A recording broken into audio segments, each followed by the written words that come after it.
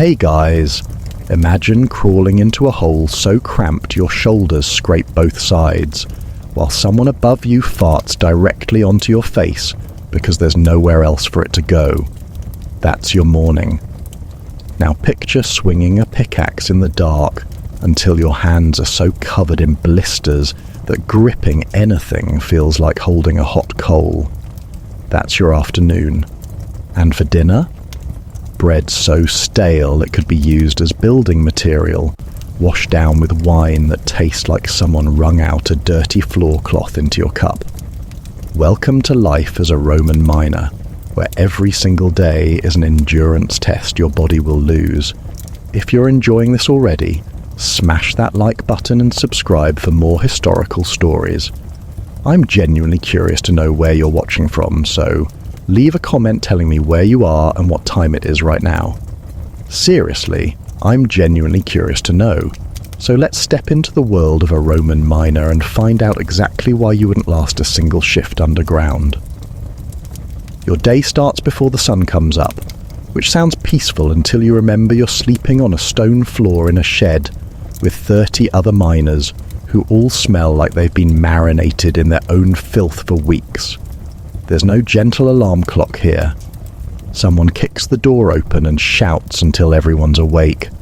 The air inside is thick and musty, like being trapped inside a laundry basket that hasn't been opened in months. You can taste it on your tongue, that stale humidity mixed with the funk of unwashed bodies packed together like salted fish in a barrel. Your blanket, if you can call it that, is a scratchy piece of wool that's more whole than fabric. It's done absolutely nothing to protect you from the cold stone beneath you, so your hip bones ache like you've been kicked by a mule. You stagger to your feet and immediately regret it because your back has decided to protest every single movement. Sleeping on stone doesn't do your spine any favors.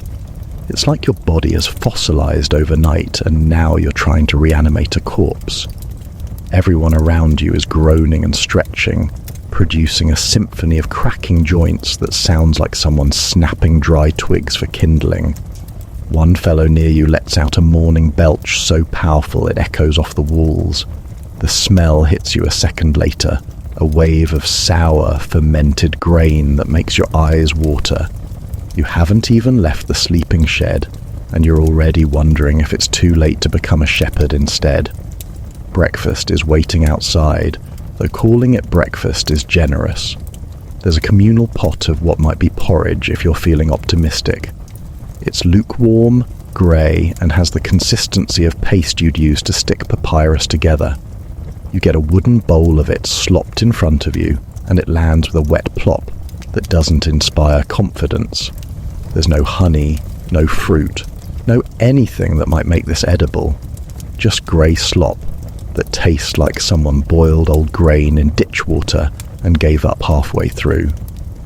You force it down anyway, because you need the energy, and your stomach immediately regrets accepting it. The texture is gritty, like there's sand mixed in, and you're pretty sure there's a small stone in there that nearly cracks your tooth. You fish it out with your fingers and flick it away, then keep eating because complaining won't get you better food. The walk to the mine entrance is mercifully short, but that's the only mercy you're getting today. The mine itself is a gaping hole in the hillside, dark and unwelcoming like the mouth of some creature that's decided you look like a snack. Other miners are already filing in, their oil lamps flickering in the pre-dawn gloom. You grab your own lamp, a small clay vessel filled with olive oil, and a wick that produces more smoke than light. The smell of burning oil is sharp and acrid, clinging to your nostrils immediately. You'll be breathing that in for the next 12 hours, and by the end of the day you'll be coughing up black soot like a chimney. As you step into the mine, the temperature drops instantly. Outside it might be pleasant, but in here it's damp and cold, the kind of cold that seeps into your bones and refuses to leave. The walls are slick with moisture, glistening in the weak lamplight. You can hear water dripping somewhere deeper in, a constant plink, plink, plink that will drive you mad if you think about it too long. The ceiling is low, so low that you have to hunch over as you walk.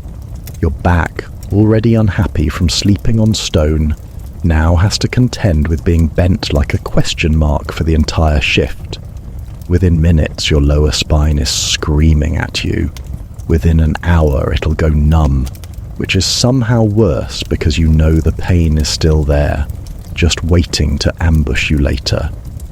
The tunnel narrows as you go deeper, and the air gets thicker. It's hard to describe how oppressive it feels, like trying to breathe inside a sealed jar. There's no fresh air down here, just the stale breath of 30 men and the smoke from 30 oil lamps all competing for the same limited oxygen. Your chest feels tight, like someone's sitting on it. Every breath is an effort, and every breath tastes like stone dust and old sweat. You pass other miners already hard at work, their pickaxes ringing against the rock in a rhythm that never stops. The noise is incredible, a constant metallic clanging that bounces off the walls and assaults your ears from every direction. There's no escape from it. You can't cover your ears because you need both hands to work. You just have to endure it until your ears start ringing and everything sounds muffled and distant. You reach your section of the tunnel and get to work. Your job is simple in concept. Hit the rock with a pickaxe until valuable ore comes loose. In practice, it's the most exhausting thing you've ever done. The rock doesn't want to break. It fights you with every swing. Your first strike lands with a jarring impact that rattles your teeth and sends a shock up both arms. A tiny chip of stone flies off. Congratulations, only several thousand more strikes to go. You swing again, and again, and again. Your shoulders start burning after the first 10 minutes. After 30 minutes, they're on fire. After an hour, you've entered a special kind of suffering where your muscles are so tired they're shaking, but you can't stop because the foreman is watching, and he's not known for his patience. The foreman is a thick-necked brute who seems to enjoy your suffering. He patrols the tunnels with a stick, which he's not shy about using on anyone he thinks is slacking. You've seen him whack a miner across the shoulders just for pausing to catch his breath. The crack of wood on flesh echoes through the tunnel, followed by a yelp of pain and a hurried return to work. You keep your head down and your pickaxe moving. The last thing you need is his attention. Your hands are already developing blisters, angry red patches on your palms where the wooden handle rubs with every swing. They'll pop before the day is done, leaving raw patches that will hurt even more tomorrow. But tomorrow is a problem for future you. Right now, you just have to keep swinging. The dust is unbelievable. Every strike sends up a little cloud of rock powder that hangs in the air and gets into everything. It coats your skin, turning you grey like a statue. It gets in your hair, your ears, your nose. You can feel it grinding between your teeth. When you breathe in, you can taste it, a dry mineral flavour that makes you want to spit. But spitting just makes your mouth drier, so you're stuck with a taste of powdered rock coating your tongue like you've been licking a grinding stone. Your throat gets scratchy and raw. You start coughing, harsh, dry coughs that hurt your chest. Everyone around you is coughing too. It's like being in a sick ward, except no one's going to get better because the thing making you sick is the job itself. After what feels like 6 hours but is probably only 2, your body is already a collection of complaints. Your shoulders are throbbing with a deep ache that pulses in time with your heartbeat. Your hands have graduated from blisters to raw patches, where the skin has given up entirely.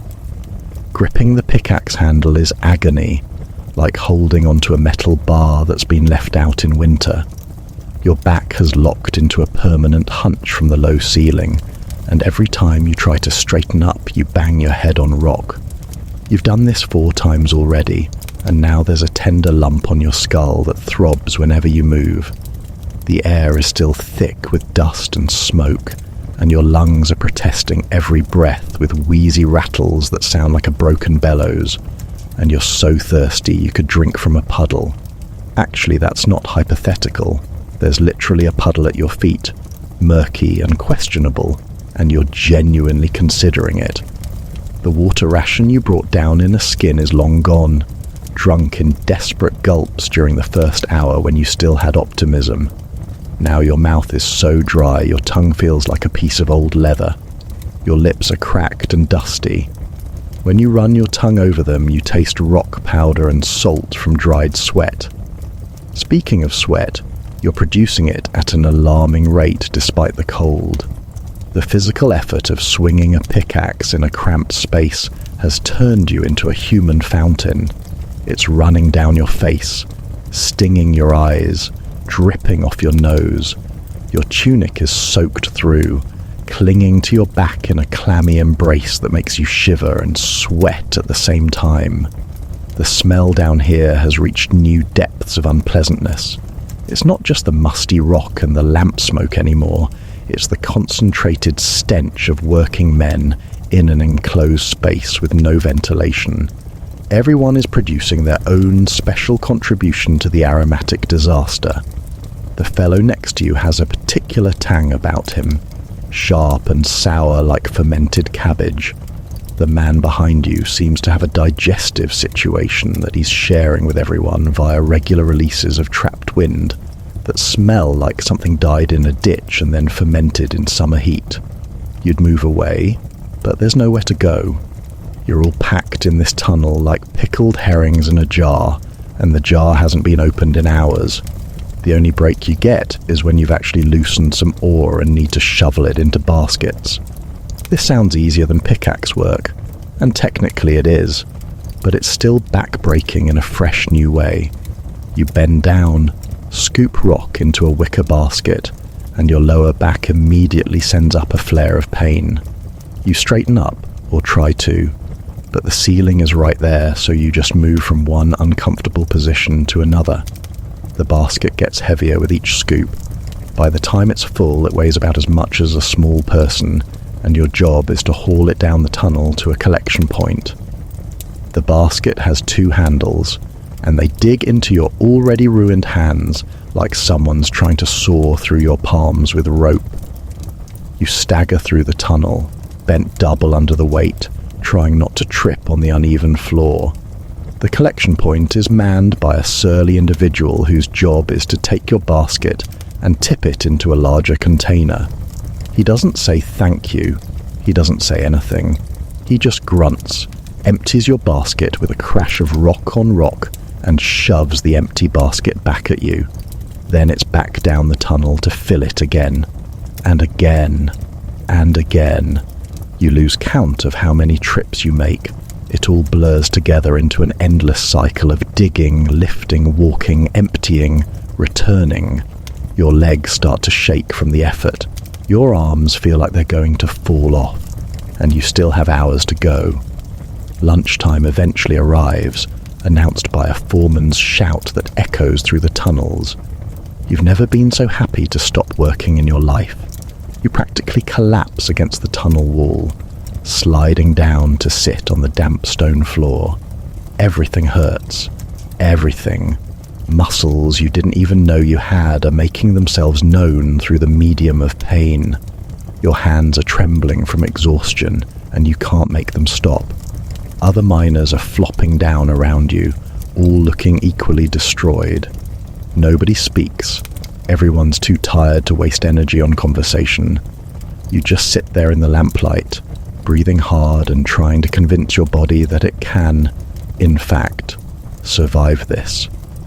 Lunch is brought down into the mine because walking back to the surface would waste time, and the mine owners are very concerned about wasted time. Someone appears with a basket of bread, and everyone lunges for it like starving wolves. The bread is dense and dark, made from the cheapest grain possible, and it has the texture of a brick. You have to gnaw at it to make any progress. Your jaw gets tired from chewing. The bread tastes like absolutely nothing, which is still better than the porridge from this morning. There's also water carried down in large jugs that get passed around. By the time the jug reaches you, 20 other miners have drunk from it, and it tastes like it's been filtered through 20 sweaty mouths. You don't care. You gulp it down anyway, desperate to relieve the desert that's taken up residence in your throat. Sitting on the cold stone floor is its own form of torture. The chill seeps through your damp tunic immediately, making you shiver. Your muscles are starting to stiffen up from stopping work, which means starting again is going to be horrific. You can feel your back tightening, your shoulders locking up. If you sit here much longer, you'll fossilize into this hunched position and never straighten out again. But the foreman gives you exactly enough time to eat and drink, and not a moment more. Just as you're starting to feel vaguely human again, the shout comes to get back to work. Every miner around you groans. It's a collective sound of despair, the sound of men who know their suffering is only halfway done. Getting back to your feet is an ordeal. Your legs have apparently forgotten how to work. They wobble and shake like a newborn lamb's. Your back cracks ominously as you straighten, or try to, before the ceiling reminds you that straightening isn't an option. You pick up your pickaxe with hands that scream in protest. The handle feels like it's made of thorns, and then you go back to swinging at the rock face, because what else are you going to do? Quit and starve? Not an option. So you swing and try not to think about how many hours are left in this shift. The afternoon is somehow worse than the morning, which you didn't think was possible. Your body has run out of energy and is now operating on fumes and spite. Every swing of the pickaxe takes monumental effort. Your arms feel like they're made of lead. Lifting them above your waist is a challenge. Actually connecting with a rock face in a meaningful way is even harder. Your accuracy is shot. Half your swings glance off at weird angles, wasting energy and achieving nothing. The other half hit true, but with so little force behind them that they barely chip the rock. You're working slower, and the foreman has noticed. The oil in your lamp is running low, which means the already dim light is getting dimmer.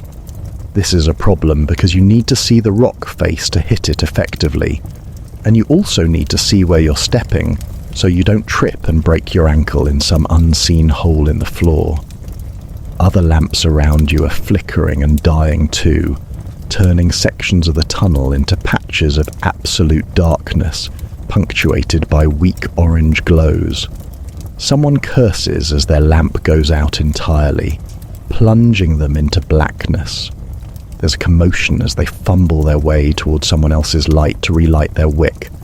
The foreman shouts at them for stopping work. Welcome to Roman mining, where even the light is trying to quit. Your lamp is smoking worse now that the oil is low, belching out thick black clouds that make your eyes water and your throat close up. You're coughing constantly now, harsh, hacking coughs that hurt your ribs. Everyone's coughing. The tunnel sounds like a consumptives ward. Some miners are coughing so hard they have to stop working and bend over, hands on knees, trying to catch their breath. The foreman doesn't care. He just keeps shouting at everyone to work faster, as if we're not all suffocating on stone dust and smoke. You wonder briefly if he breathes the same air as everyone else, or if he's got some secret stash of fresh air he's not sharing. The monotony is almost as bad as the physical suffering. It's the same motion over and over and over.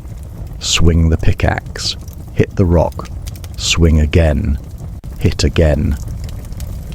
Your brain tries to wander to more interesting places, but there's nothing interesting to think about. Your entire existence has narrowed down to this tunnel, this rock face, this pickaxe. You can't remember what sunlight looks like. You can't remember what fresh air tastes like. You're pretty sure you used to have a life outside this mine, but the details are fuzzy. All you know is swing, hit, until the motion is so automatic you're doing it in a trance, except you can't fully zone out because staying alert is the only thing keeping you alive. The tunnel is dangerous in a dozen different ways. The floor is uneven and slippery with moisture and scattered rock. Trip and fall face first into the rock wall, and you'll break your nose at minimum. The ceiling is unstable, occasionally dropping small rocks without warning. One bounces off your shoulder as you work, making you yelp and duck. It was only a pebble, but it hurt like someone threw it at you deliberately. Larger rocks mean larger problems, like being knocked unconscious or worse. And then there's the tools themselves. Pickaxes are essentially weapons that you're swinging in very close quarters, with other men doing the same. One wrong move and you could catch a pickaxe to the leg. You've seen it happen. The screaming echoed through the tunnels for hours.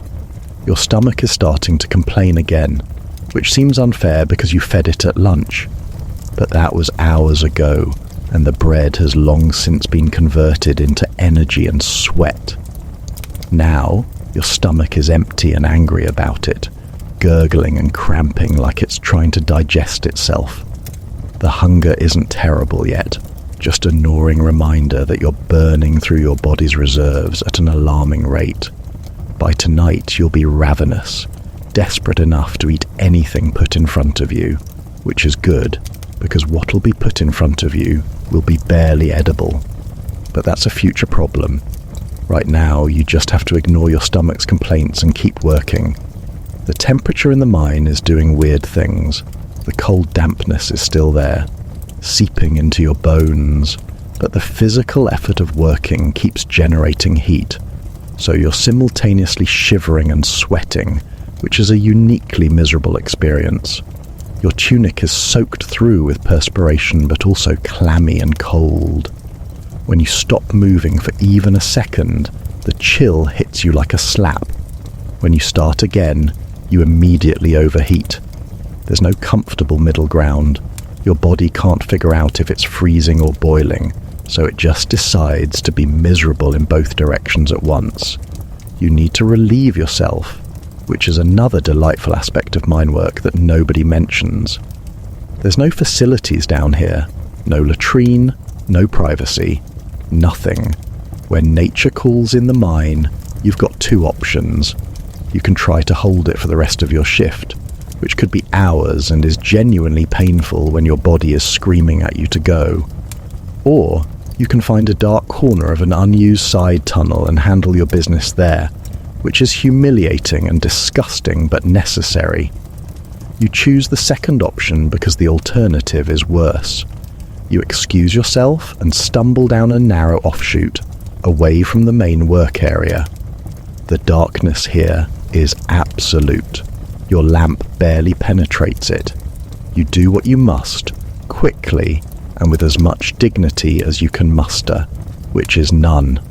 There's no way to clean yourself properly afterward. You just have to make do and return to work, adding another layer of discomfort to your already impressive collection. Back at the rock face, things are no better. In fact, they might be worse because now your muscles have had a brief rest and are extremely opposed to starting work again.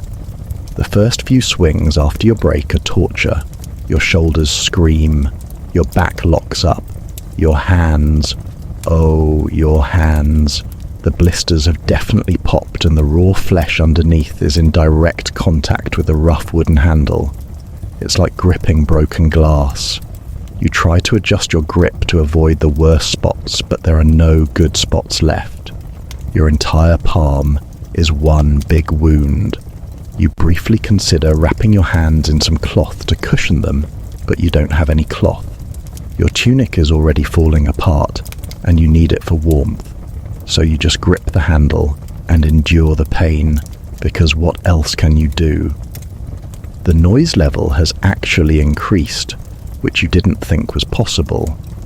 More miners have been sent into this section, which means more pickaxes ringing against stone, more men grunting with effort, more tools scraping and clattering. The foreman is shouting more frequently too, his voice hoarse but still painfully loud. Someone drops a basket of ore and it crashes across the floor with a deafening clatter of rock on rock. The sound bounces off the walls, amplified by the enclosed space, making everyone wince. Your ears are ringing constantly now, a high-pitched whine that sits underneath all the other noise.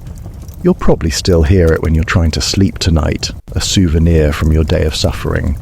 A rat scurries across the floor near your feet, which makes you jump and nearly brain yourself on the ceiling again. Rats are everywhere in the mine, bold as anything, completely unafraid of humans. They're down here for the same reason you are. This is where the food is. Well, food for them. They'll eat dropped bread, old food scraps, anything organic. You've seen them nibbling at a discarded bread crust with the same enthusiasm a nobleman might show at a feast. Lucky rats. At least they can leave whenever they want. They're not indentured to the mine for wages. They're living their best life down here, while you're slowly destroying your body for a few coins that won't even buy decent food. Time has lost all meaning in the mine. There's no way to tell how many hours have passed. The darkness is constant, the work is constant, the suffering is constant. It could be mid-afternoon or early evening and you'd have no idea. Your body is screaming that it must be nearly time to finish, but your body has been screaming that for hours, so it's not a reliable source. You just keep working in a mechanical daze, hoping that eventually someone will announce the end of the shift and you can crawl back to the surface like a creature emerging from hibernation. Your technique has completely fallen apart. You're not swinging the pickaxe properly anymore. You're just sort of flopping it at the rock face and hoping for the best. Sometimes you hit, sometimes you miss. Sometimes you hit, but at such a weak angle that the pickaxe bounces off harmlessly. You've moved beyond exhaustion into a strange, foggy state where your body is moving, but your mind has gone somewhere else. You're on autopilot, running on fumes, operating at maybe 10% capacity. The foreman has given up shouting at you specifically because everyone is in the same state. The whole work crew has degraded into a shambling collection of barely functional humans just trying to survive until quitting time. One miner near you actually falls asleep standing up, which would be impressive if it wasn't so sad. He's leaning against the wall, pickaxe dangling from one hand, eyes closed, swaying slightly. Someone nudges him, and he jerks awake with a snort, looks around in confusion, then remembers where he is. The despair that crosses his face is profound. He was asleep, which meant he was briefly free of this place, and now he's awake again in the mine. That's the cruelest trick your brain can play on you down here. The brief escape of unconsciousness makes returning to reality even worse. He picks up his pickaxe with the enthusiasm of a man picking up his own funeral shroud and goes back to half-heartedly chipping at the rock. The dust has settled into every part of you. It's not just on your skin anymore, it's in your skin. You're coated in a grey film that's mixed with sweat to form a kind of paste. When you touch your face, you leave tracks in the grime. Your hair is stiff with dust. Your ears are full of grit. You can feel it grinding between your teeth no matter how much you try to spit it out. It's in your nose, your throat, probably your stomach at this point. You're less a human being and more a human-shaped collection of rock powder held together by suffering. When you finally get out of here, you'll need to be scraped clean like barnacles off a ship's hull. Your feet are staging their own revolt. You've been standing and walking on uneven stone for so many hours that the soles of your feet are bruised and tender. Every step hurts. Your cheap sandals, already falling apart, have provided exactly zero cushioning. The straps have been rubbing the same spots all day, and now you've got raw patches between your toes and across the top of your foot. One strap has broken entirely, and you've had to tie it back together with a piece of frayed rope. which is somehow even more uncomfortable than the original strap. You'd go barefoot, but the mine floor is sharp and wet, and probably home to all sorts of unpleasant things you don't want touching your skin. So you keep the sandals on and endure the rubbing. Someone's lamp has caught their tunic on fire briefly, which causes a moment of excitement and terror. There's a whoosh of flame, a yelp of alarm, and frantic slapping as the miner beats out the fire before it spreads. The smell of singed wool fills the tunnel, adding another layer to the already impressive stench. The miner is fine, just shaken and now sporting a large burned patch on his tunic. The foreman shouts at him for being careless. Everyone else returns to work, already forgetting the incident, because there's no mental energy left to care about anything that doesn't directly affect your own immediate survival. You make a mental note to keep your lamp away from your clothes, then immediately forget because your brain is running on empty. The drinking water situation has become critical. Your water skin was empty hours ago. Your throat is so dry it hurts to swallow. Your lips are cracked and starting to split. You're so thirsty you're fantasizing about water with the intensity that other men might fantasize about attractive partners. You'd commit crimes for a cup of cold, clean water right now. You'd consider mild betrayal. You'd definitely push someone out of the way to get to it first. But there's no water. The next drink you get will be at the end of the shift, which could still be hours away, so you suffer through the thirst, which is somehow worse than the pain, because at least pain can be ignored with practice. Thirst is constant, demanding, impossible to push aside. Your body needs water, and it's letting you know with every dry swallow. The air is getting worse, if that's even possible.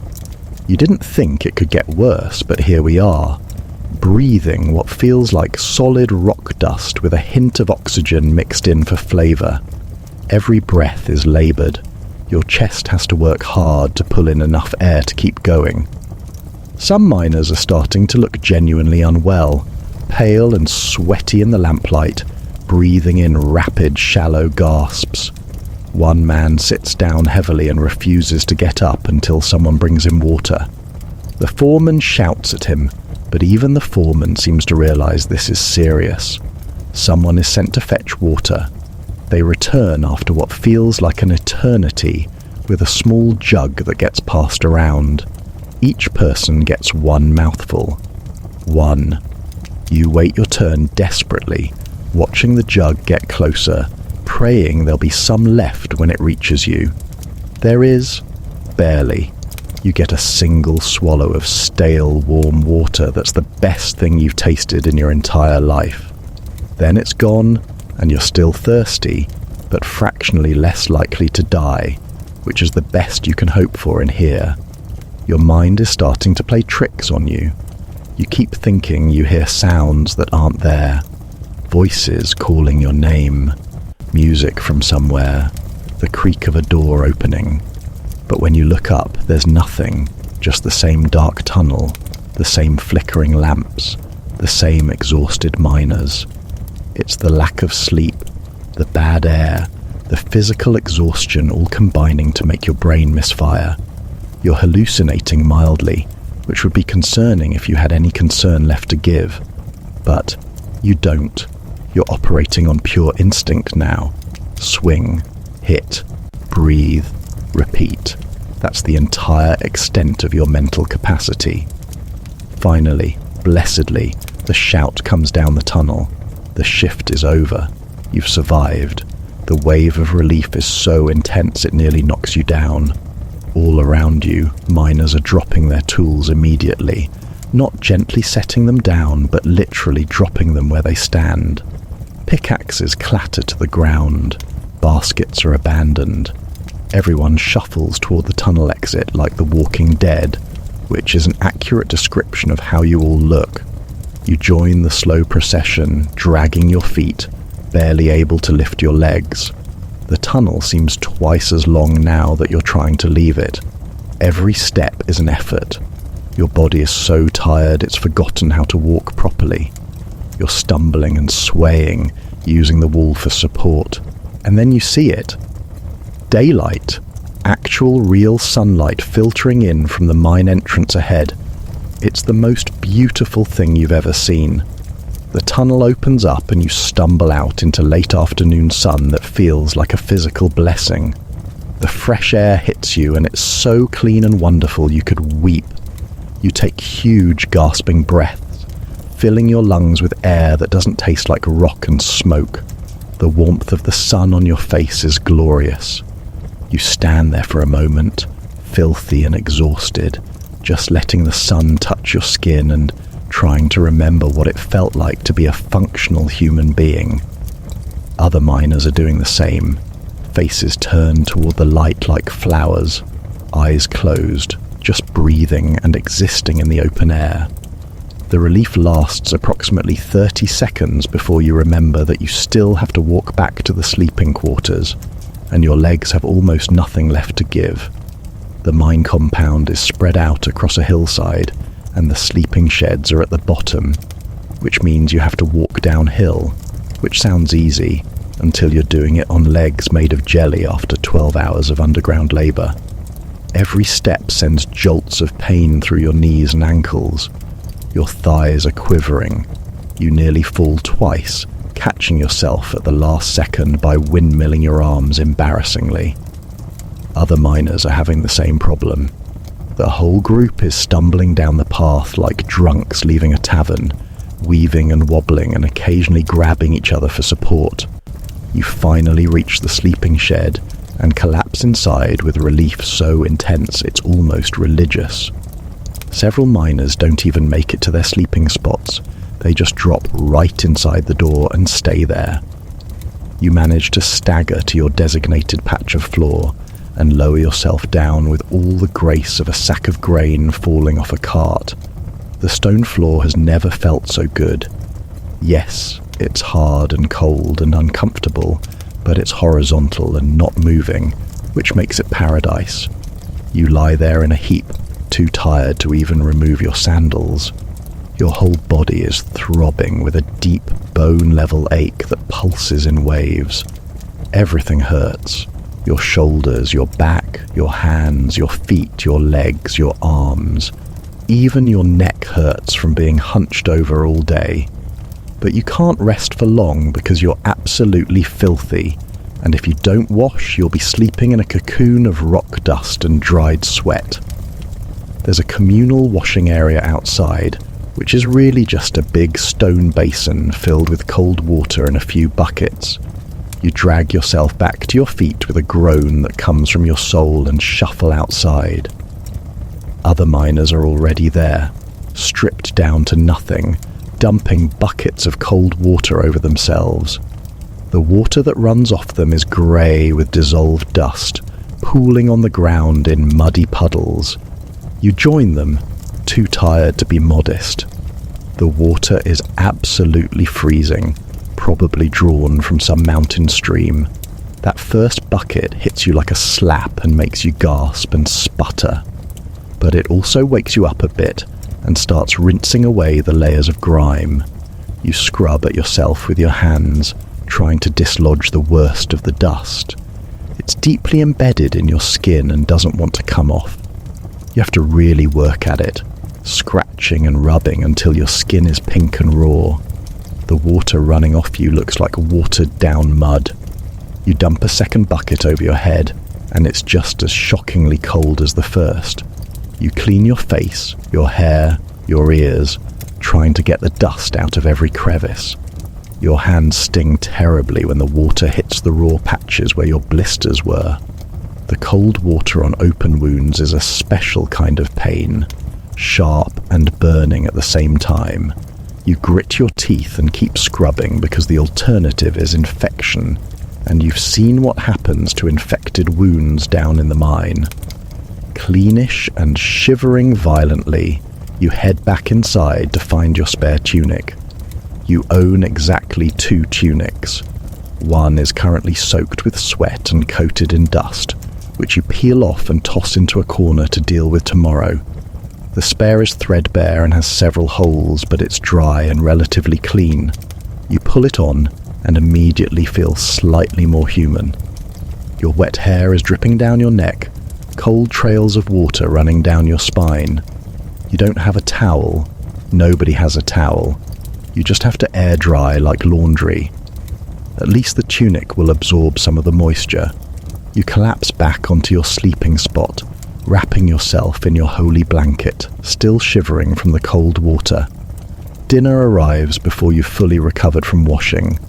Someone brings in a basket of bread and a pot of what might charitably be called stew. It's more like hot water with occasional chunks of something floating in it.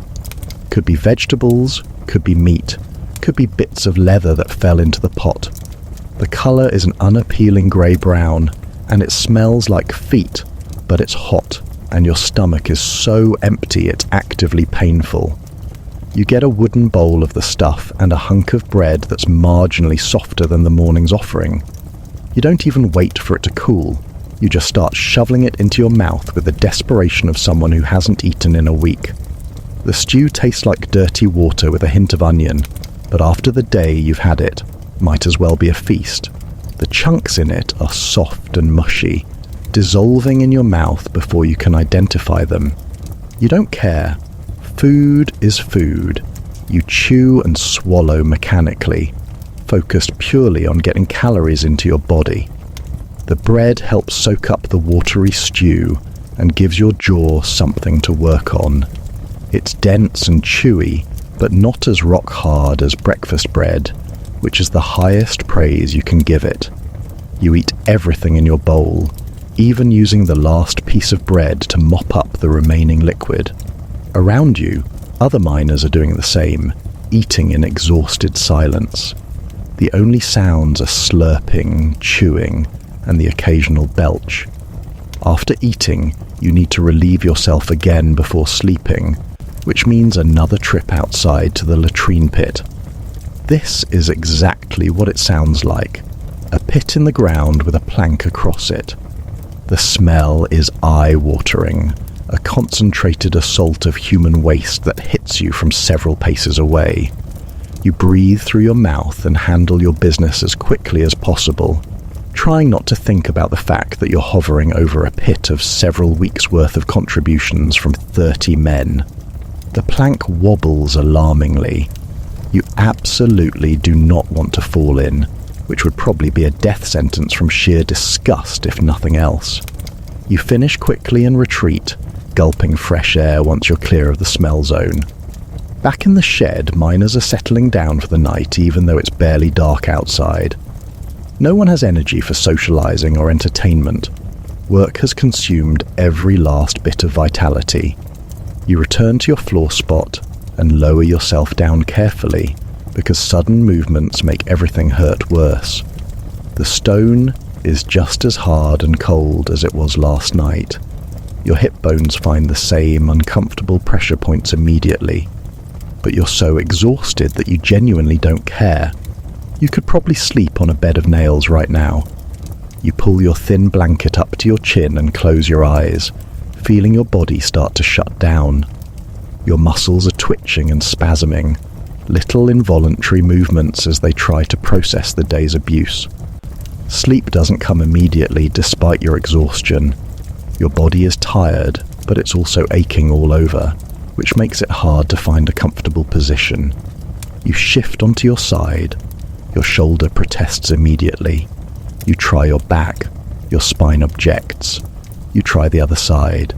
Your hip joint has opinions about that. You eventually find a position that's merely uncomfortable rather than actively painful and try to relax. Your breathing is still raspy from all the dust. Your throat is raw. Your hands are throbbing. Your feet are tender. There's not a single part of you that isn't broadcasting some form of discomfort. You drift in and out of sleep, never quite reaching the deep rest your body desperately needs. Every time you start to sink into proper unconsciousness, some ache or pain drags you back to the surface. Your shoulder throbs, your hands burn, your back spasms. It's like your body is refusing to let you forget what you put it through today. Around you, other miners are having the same problem. You can hear them shifting constantly, groaning, trying to find some position that doesn't hurt. One fellow gets up and limps outside, probably to relieve himself again, or maybe just to escape the snoring that's reaching timber sawing levels from several locations around the shed. When sleep finally does claim you properly, it's not peaceful. You dream about the mine, which is the cruelest joke your brain could play. Even in sleep, you can't escape. You're back in the tunnel, swinging your pickaxe, breathing dust, feeling the walls press in around you. The ceiling is lower in the dream, forcing you to crawl. The darkness is thicker. The lamp is dying. You're swinging at the rock but making no progress, and somewhere behind you the foreman is shouting. You wake with a jerk, heart pounding, momentarily confused about where you are. It takes a second to realize you're in the sleeping shed, not the mine. The relief is immense but short-lived because you know in a few hours you'll be back down there for real. The night drags on. You sleep in brief snatches interrupted by discomfort and bad dreams. At some point you wake to find your bladder demanding attention again. You lie there for a while, trying to will the feeling away because the thought of getting up and going outside is unbearable. But eventually biology wins and you have to drag yourself upright and shuffle out into the night. The cold air is a shock after the stuffy warmth of the packed shed. The sky is clear and full of stars, which would be beautiful if you had any mental capacity left to appreciate beauty. You handle your business at the latrine pit, trying not to fall in while half asleep, then stumble back to your floor space and collapse again. Morning comes far too soon, announced by the same brutal door kicking and shouting as yesterday. You wake feeling like you've been trampled by a herd of cattle. Every muscle is stiff and sore. Moving is agony. You try to sit up and your back locks up completely, frozen in a spasm that makes you gasp.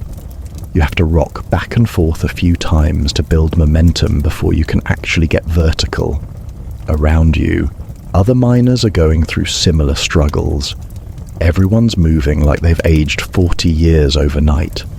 The shed is filled with groaning and wincing and the sound of joints popping. Several men are rubbing their hands, which are probably in the same state as yours, raw, blistered and angry.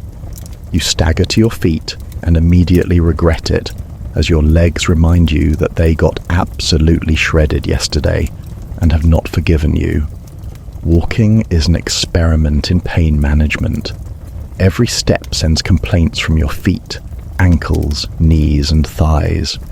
You hobble outside with everyone else, moving like a collection of elderly invalids rather than working men in their prime. The morning air is cold and fresh, which feels nice on your face but makes the rest of you shiver. Your spare tunic is thin and provides almost no warmth. You wrap your arms around yourself and shuffle toward the breakfast area, hoping hot food will make you feel more human. Breakfast is the same grey sludge as yesterday, served with the same enthusiasm, which is to say, none at all. You choke it down because you need the energy, even though your stomach isn't quite awake yet and would prefer not to be accepting food that tastes like paste. The texture is somehow even worse this morning, lumpy and gritty at the same time. You force yourself to eat the whole bowl anyway, washing it down with water that tastes like the clay jug it's been sitting in. Other miners are eating in silence, faces set in expressions of grim determination. Everyone knows what's coming. Another 12 hours underground. Another day of breaking your body for minimal pay. The enthusiasm in the group is absolutely non-existent. The walk to the mine entrance feels like a funeral procession. Nobody's talking. Everyone's just trudging along, faces blank, already resigned to their fate. You collect your lamp and watch the oil being poured in, the same smoky oil that'll be choking you all day. The mine entrance looms ahead, dark and unwelcoming, like it's been waiting all night to swallow you again. You file in with everyone else, the darkness closing around you like a fist. The temperature drops immediately. The air gets thick. The smell of damp rock and lamp smoke fills your nose. And just like that, you're back in hell. Today is somehow worse than yesterday because your body is already broken before you start. Yesterday you began the shift relatively fresh. Today you're starting damaged. Your hands are wrapped in scraps of cloth you begged off someone, trying to protect the raw patches, but the cloth is already soaking through with moisture from your palms and losing any cushioning effect it might have had. The first swing of the pickaxe sends lightning bolts of pain up both arms. Your shoulders, already tender from yesterday, are now actively inflamed. Every movement makes them burn. Your back is so stiff you can barely bend, which is a problem because the tunnel ceiling hasn't gotten any higher overnight. The routine is identical to yesterday, which means you know exactly how much suffering is ahead of you, and you can't even pretend it might be better. You know it's going to be 12 hours of agony. You know your hands will be shredded. You know you'll be choking on dust and struggling to breathe. You know your muscles will be screaming. The lack of hope is crushing. You're not even 1 week into this job, and you're already broken down to component parts. You can't imagine doing this for months or years. The miners who've been here that long have a hollow look about them, like they've been carved out from the inside. Now you understand why. The work continues exactly as before. Swing the pickaxe, hit the rock, breathe dust, cough, swing again, fill baskets, haul them down the tunnel, empty them, return, repeat until your body gives up, and even then keep going because stopping means no pay. The foreman is in fine form today, shouting at everyone with extra vigor.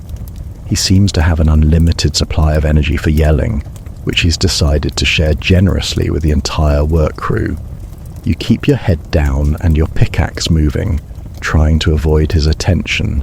The last thing you need is him singling you out for additional abuse. The blisters on your hands have progressed to open sores that weep moisture into the cloth wrappings. The moisture makes the wrappings slip, which means the pickaxe handle is rubbing new raw patches in different locations. By mid-morning, your palms are completely destroyed. Every inch of skin either blistered, raw, or bleeding slightly. The pain is constant and sharp, making every swing of the pickaxe an act of willpower. You can't grip properly anymore.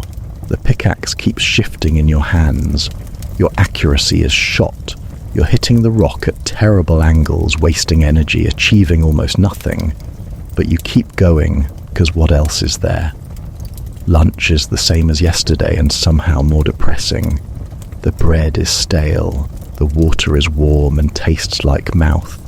You sit on the cold stone floor and chew mechanically, staring at nothing, trying not to think about the hours still ahead. Your body is begging for rest. Real rest. Not this brief pause before more punishment. Your muscles are shaking. Your breathing is labored. You're covered in sweat and dust despite the cold. When you look at your hands, they don't even look like your hands anymore. They're swollen, discolored, wrapped in grey cloth that's soaked through with various fluids you'd rather not identify. They look like the hands of a corpse. You look away and focus on eating. Somewhere around what might be mid-afternoon, something happens that breaks through your mechanical trance. There's a shout from deeper in the mine, sharp and panicked. Everyone stops working. The ringing of pickaxes goes silent. In the sudden quiet, you can hear something that makes your stomach drop. The creak and crack of wood under stress. Support beams. Something's wrong with the support beams. More shouting echoes through the tunnels. Urgent voices yelling for people to get out. You don't need to be told twice. You drop your pickaxe and run, or try to. Your exhausted legs barely cooperate, but fear is an excellent motivator. Miners are pouring out of side tunnels. all heading for the exit. The panic is contagious. Someone trips and goes down. People have to jump over them or risk a pile-up. The foreman is bellowing instructions, but nobody's listening. It's pure survival instinct now. Get to the surface. Get out of the hole. The tunnel seems twice as long when you're running for your life. Your lamp is swinging wildly, throwing crazy shadows on the walls. You can hear ominous creaking behind you, the sound of wood bending beyond its limits. There's a crack like thunder, then a rumble. Dust billows through the tunnel. Someone screams. You don't look back, you just keep moving. You burst out of the mine entrance into daylight, gasping and shaking. Other miners are scattered around the entrance, bent over with hands on knees, coughing and catching their breath. Everyone's coated in fresh dust from the collapse. You all stand there in shocked silence, staring at the mine entrance, waiting to see if anyone else comes out. A few more miners stumble into daylight, and then no one. The foreman is doing a head count, shouting names. Some names get responses, some don't. The math is simple and horrible. Someone's still down there. Maybe several someones. The entrance to that section has collapsed and they're trapped behind it, if they're lucky enough to still be alive. There's a flurry of activity as supervisors rush around shouting orders. A rescue crew is assembled. Tools are gathered. Men volunteer or are volunteered to go back down and try to dig out whoever's trapped. You're not selected, which fills you with relief so intense it's shameful. You should want to help, but you really, really don't want to go back in that hole, especially now that it's proven it can and will try to kill you. The rescue crew heads into the darkness, and you're left standing outside with the other workers, waiting to see what happens. Nobody talks. Everyone's too shaken. You all just stand there, dusty and scared, grateful to be alive and guilty for being grateful. Eventually word comes back. They've reached the collapsed section. There are survivors, but they're injured. The tunnel is partially blocked, but stable for now. The rescue crew is working to clear it. You all wait. Time crawls. The sun moves across the sky. Your adrenaline fades, and you're left shaky and exhausted, still coated in rock dust. Some miners sit down on the ground. A few wander off to find water. You just stand there, staring at the mine entrance, imagining being trapped in the dark, with tons of rock blocking your escape. Your hands are trembling and you can't make them stop. The rescue crew finally emerges, helping out the trapped miners. They're alive but battered, limping and coughing, covered in dust and looking utterly traumatized. One has a nasty gash on his head. Another's arm hangs at a wrong angle. They're taken away to receive whatever medical attention the mine provides, which probably isn't much. The supervisors confer among themselves, gesturing at the mine entrance, arguing about something. Eventually they reach a decision and announce it. The rest of the shift is cancelled. Everyone's to return tomorrow. No one's getting paid for the shortened day. There's some grumbling about that last part, but mostly everyone's just relieved to leave. You trudge back to the sleeping quarters in a daze. The adrenaline crash has hit, and you feel wrung out like a wet cloth. Your body aches in new and exciting ways from the panicked run through the tunnels. Your chest is tight from the fear and the exertion. Your hands are still shaking slightly. Other miners look similarly shaken. A few are pale and quiet, clearly processing what just happened. Someone could have died. Several someones nearly did. And tomorrow you're all expected to go back down there like nothing happened, because the mine must operate and ore must be extracted, and worker safety is very much a secondary concern. The rest of the day has an unreal quality to it. You wash, you eat, you sit around with nothing to do, which should be a gift, but instead just leaves you with time to think about the collapse. Your imagination helpfully provides vivid images of being trapped in darkness, air running out, water seeping in, waiting for rescue that might not come. You try to push the thoughts away, but they keep creeping back. Several miners clearly have the same problem. You can see it in their faces, the 1,000-yard stare of people replaying a trauma. One fellow is compulsively checking the ceiling of the sleeping shed, eyeing the wooden beams like they might collapse too. You don't blame him. Solid ground suddenly feels less solid. Sleep that night is worse than before. Every time you drift off, you jerk awake, heart pounding, convinced you're trapped underground. The dreams are vivid and terrible. Collapsing tunnels, darkness, the weight of rock pressing down. You wake gasping multiple times, disoriented and afraid. Around you, other miners are having similar nights. You can hear people muttering and thrashing in their sleep. Someone wakes with a strangled yell, then apologizes quietly. Nobody complains. Everyone understands. You've all just had a very visceral reminder that this job can kill you at any moment, and your brains are processing that information whether you want them to or not. Morning comes and you feel like you haven't slept at all. Your eyes are gritty and burning. Your whole body is heavy with exhaustion, the kind that comes from your mind refusing to rest even when your body desperately needs it. The wake-up call comes at the same brutal early hour. You drag yourself upright, feeling worse than yesterday, which you didn't think was possible. Your hands have had a day to get even more inflamed and angry. They're stiff and swollen, the wrapped cloth crusty with dried fluids. Moving your fingers is painful. Gripping anything is going to be torture, and yet you have to grip a pickaxe for 12 hours today. The unfairness of it is crushing. Breakfast is a nightmare to eat because holding the wooden bowl hurts your hands. You manage it clumsily, nearly dropping it twice. The grey sludge tastes even worse than usual, or maybe your anxiety is affecting your appetite. Your stomach is in knots. The thought of going back into the mine is causing actual physical distress. Your hands are sweating. Your heart is racing. This is fear, pure and simple. Yesterday, you nearly got buried alive, and today you're expected to go back like it's nothing. Several miners look like they're considering just walking away, quitting on the spot. But where would they go? What would they do? Jobs are scarce. The mine pays. You need money to eat. So despite the fear, despite the pain, despite everything, you all shuffle toward the mine entrance again. Stepping into the tunnel today takes actual courage. Your body is screaming at you not to do this.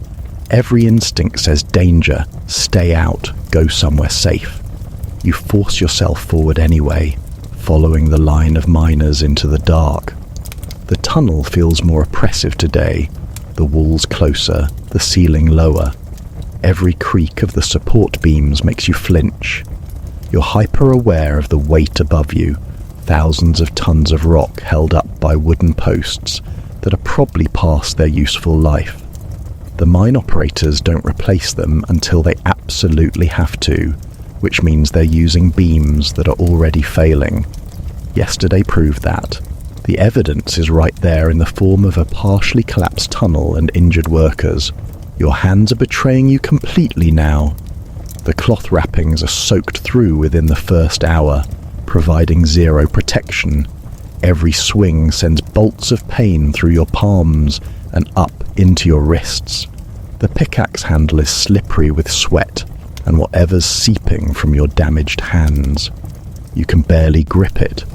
Twice it flies out of your grasp entirely mid-swing, clattering against the rock wall.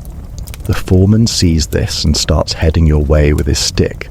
You grab the pickaxe and force yourself to keep working, gripping tighter despite the agony.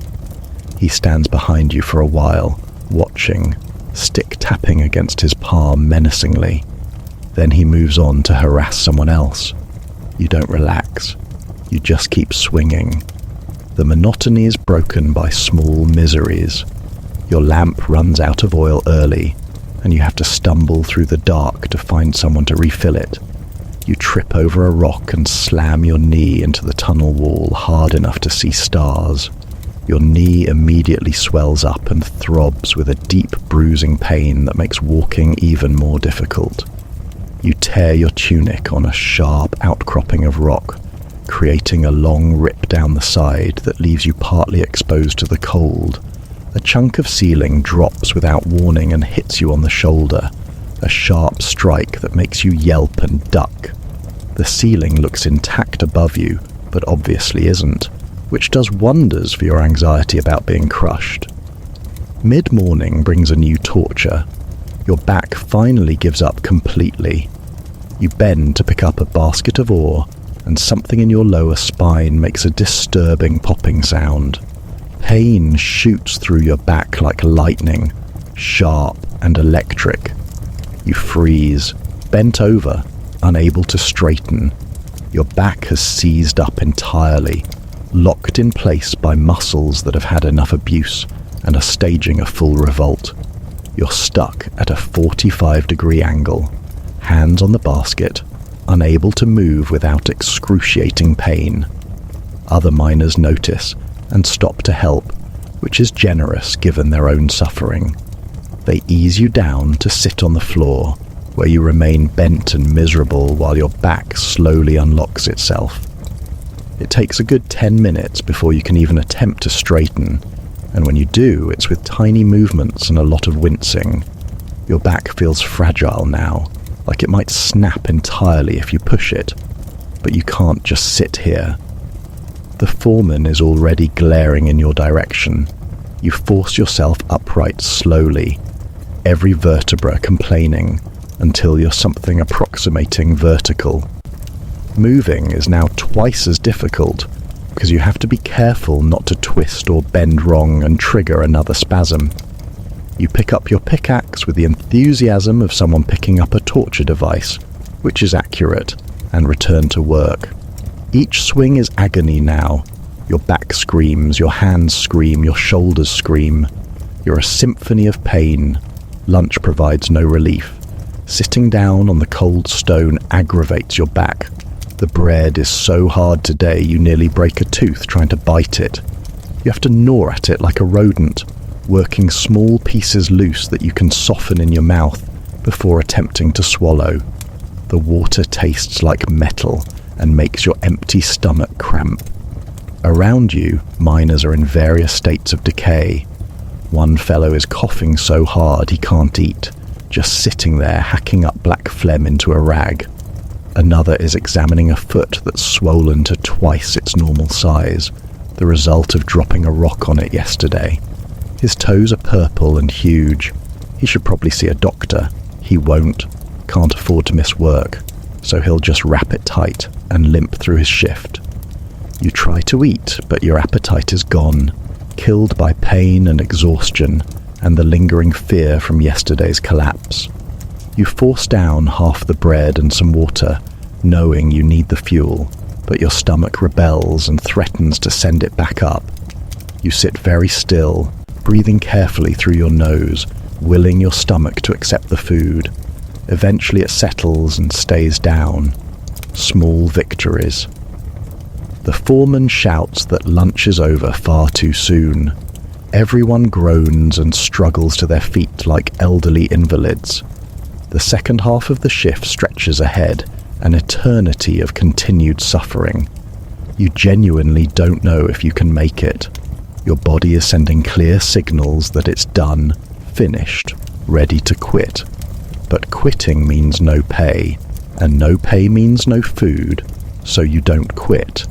You just pick up your pickaxe and return to the rock face like a broken automaton. The afternoon develops a surreal quality as your exhaustion reaches new peaks. You're swinging the pickaxe in a trance, not really present, just going through motions while your consciousness floats somewhere else. Time stops meaning anything. You exist in an eternal present of swing, hit, swing, hit. Your lamp could be burning for hours or minutes, you can't tell. Other miners are moving around you, but they're like shadows, insubstantial, not quite real. The only real things are pain and exhaustion, and the rock face in front of you that never seems to get any smaller, no matter how much you chip away. You're having brief micro-sleeps while standing, little moments where your brain just shuts off for a second. You'll come back to yourself mid-swing, having lost a moment of time, not sure if you actually hit the rock or not. It's dangerous. You could hurt yourself, but you can't stop it happening. Your body is stealing sleep wherever it can get it, even if it's just a second here and there while you're supposedly working. Other miners are doing it too. You can see them swaying, catching themselves, jerking awake. Everyone's running on empty, pushed past any reasonable limit, operating on fumes and the threat of the foreman's stick. A miner near you starts crying quietly while he works, just silent tears running down his dusty face, leaving clean tracks through the grime. He keeps swinging his pickaxe, keeps working, but he's weeping steadily. Nobody comments on it. Nobody offers comfort. Everyone understands. You're all at that breaking point where the body's suffering becomes too much for the mind to process silently. You feel your own eyes stinging and realize you might be close to tears yourself. The unfairness of it all is overwhelming. The pain, the danger, the exhaustion, all for wages that barely keep you alive. There's no future here, no advancement, no improvement, no hope. Just day after day of destroying your body until it gives out completely. The foreman catches the crying miner and shouts at him to stop being weak and work harder. The miner just nods and keeps working, keeps crying. The foreman gives him a whack with the stick for good measure, which achieves nothing except adding a bruise to the man's collection. The foreman moves on, satisfied he's motivated his workers. The miner keeps crying. You keep working. The pickaxe keeps swinging. The rock keeps resisting. The hours keep crawling past with agonizing slowness. You've entered a special kind of hell where time has stopped and suffering is eternal. Your water skin is empty again. Your throat is raw and desperately dry. Someone passes around a jug, and you get a single swallow of warm, stale water that's more tease than relief. It's gone in a second, and you're immediately thirsty again. Your body is so dehydrated that your head is pounding, a sharp pain behind your eyes that pulses with each heartbeat. Your lips are cracked and split, bleeding slightly when you lick them. Your tongue feels swollen and wrong in your mouth. Every swallow hurts. But there's no more water until the end of the shift, whenever that might be. Could be an hour. Could be 3. Time has no meaning in the whole. The walk back to the sleeping quarters is less a walk and more a controlled stagger. Your knee, the one you slammed into the wall earlier, has stiffened up completely and now bends only under protest. Each step on that leg sends a spike of pain through the joint. You're limping heavily, using the shoulder of another miner for support. He's using yours right back, because his ankle is apparently staging its own rebellion. The two of you hobble along like a 3-legged creature, made of exhaustion and regret. Other miners are in similar paired arrangements, the blind leading the blind down the hillside toward the promise of sitting down and not moving for several hours. Someone trips on loose gravel and goes down hard, taking 2 other miners with him in a tangle of limbs and cursing. They lie there for a moment in a heap before slowly, painfully extracting themselves and getting back upright. Nobody laughs. There's no energy for humour.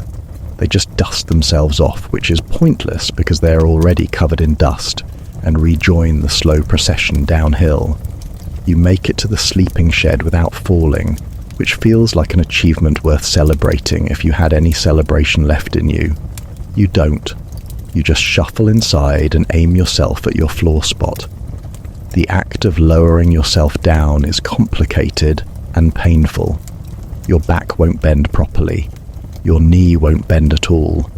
You have to sort of tip sideways and catch yourself with your hands, which immediately regret being used for anything because they're ruined. You end up sprawled on the stone floor in an ungraceful heap, breathing hard from the effort of simply sitting down. Around you, miners are executing similar maneuvers with varying degrees of success. One fellow just gives up halfway through a controlled descent and drops the last bit, landing with a grunt and a thud. He lies there spread-eagled, staring at the ceiling, possibly questioning every life choice that led to this moment. The washing area beckons, but the thought of getting back up and walking outside is overwhelming. You lie there debating with yourself. Option 1, stay here, filthy and crusty with dried sweat and rock dust. Option 2, somehow get vertical again and go dump freezing water on yourself. Both options are terrible. Eventually the itching makes the decision for you. The dust has mixed with sweat and dried into a crusty coating that's making your skin crawl. You have to wash. You force yourself upright through sheer willpower and hobble outside on your bad knee, wincing with every step. The washing area is crowded with miners who had the same idea. The water in the basin is already grey with dissolved filth from the first wave of washers. You don't care. Grey water is still better than no water. You strip off your tunic, which peels away from your skin reluctantly, stuck on with dried sweat. The evening air hits your bare skin and you break out in goosebumps immediately.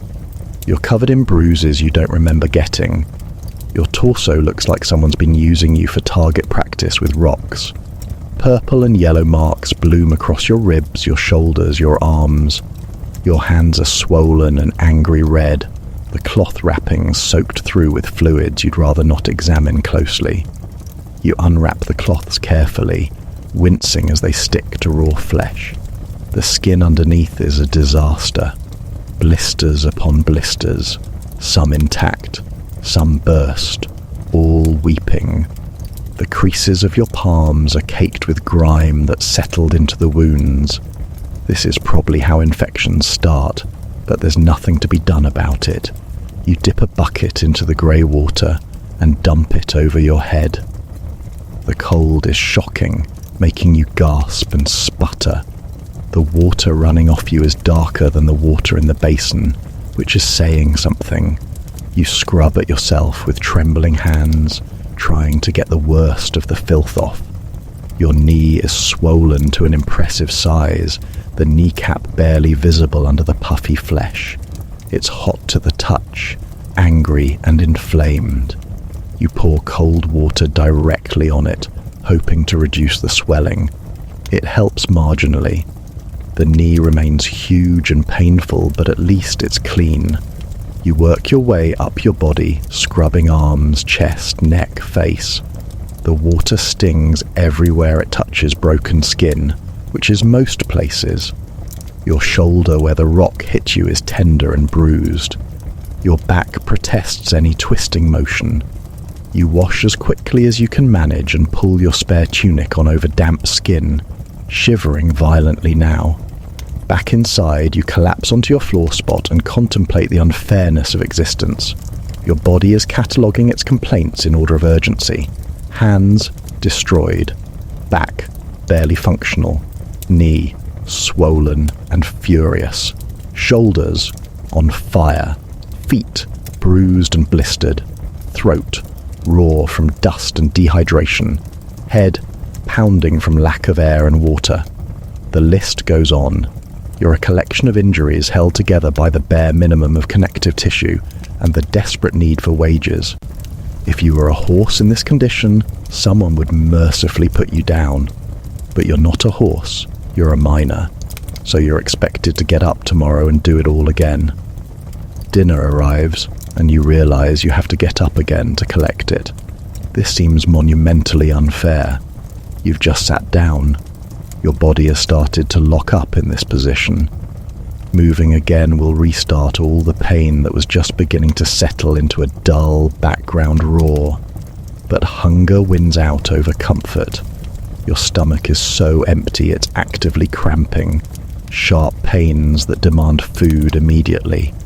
You lever yourself upright with a series of groans that make you sound like a dying animal and limp over to where someone's doling out the evening meal. Tonight's offering is a thin soup that's more water than substance, with a few sad vegetables floating in it, like they're trying to escape. There's bread too, slightly less rock-like than usual, which is the closest thing to good news you've had all day. You take your bowl and bread and shuffle back to your spot, moving like someone 3 times your age. The soup is lukewarm and tastes primarily of salt and regret. The vegetables are mushy and flavourless. You eat it anyway, spooning it into your mouth mechanically.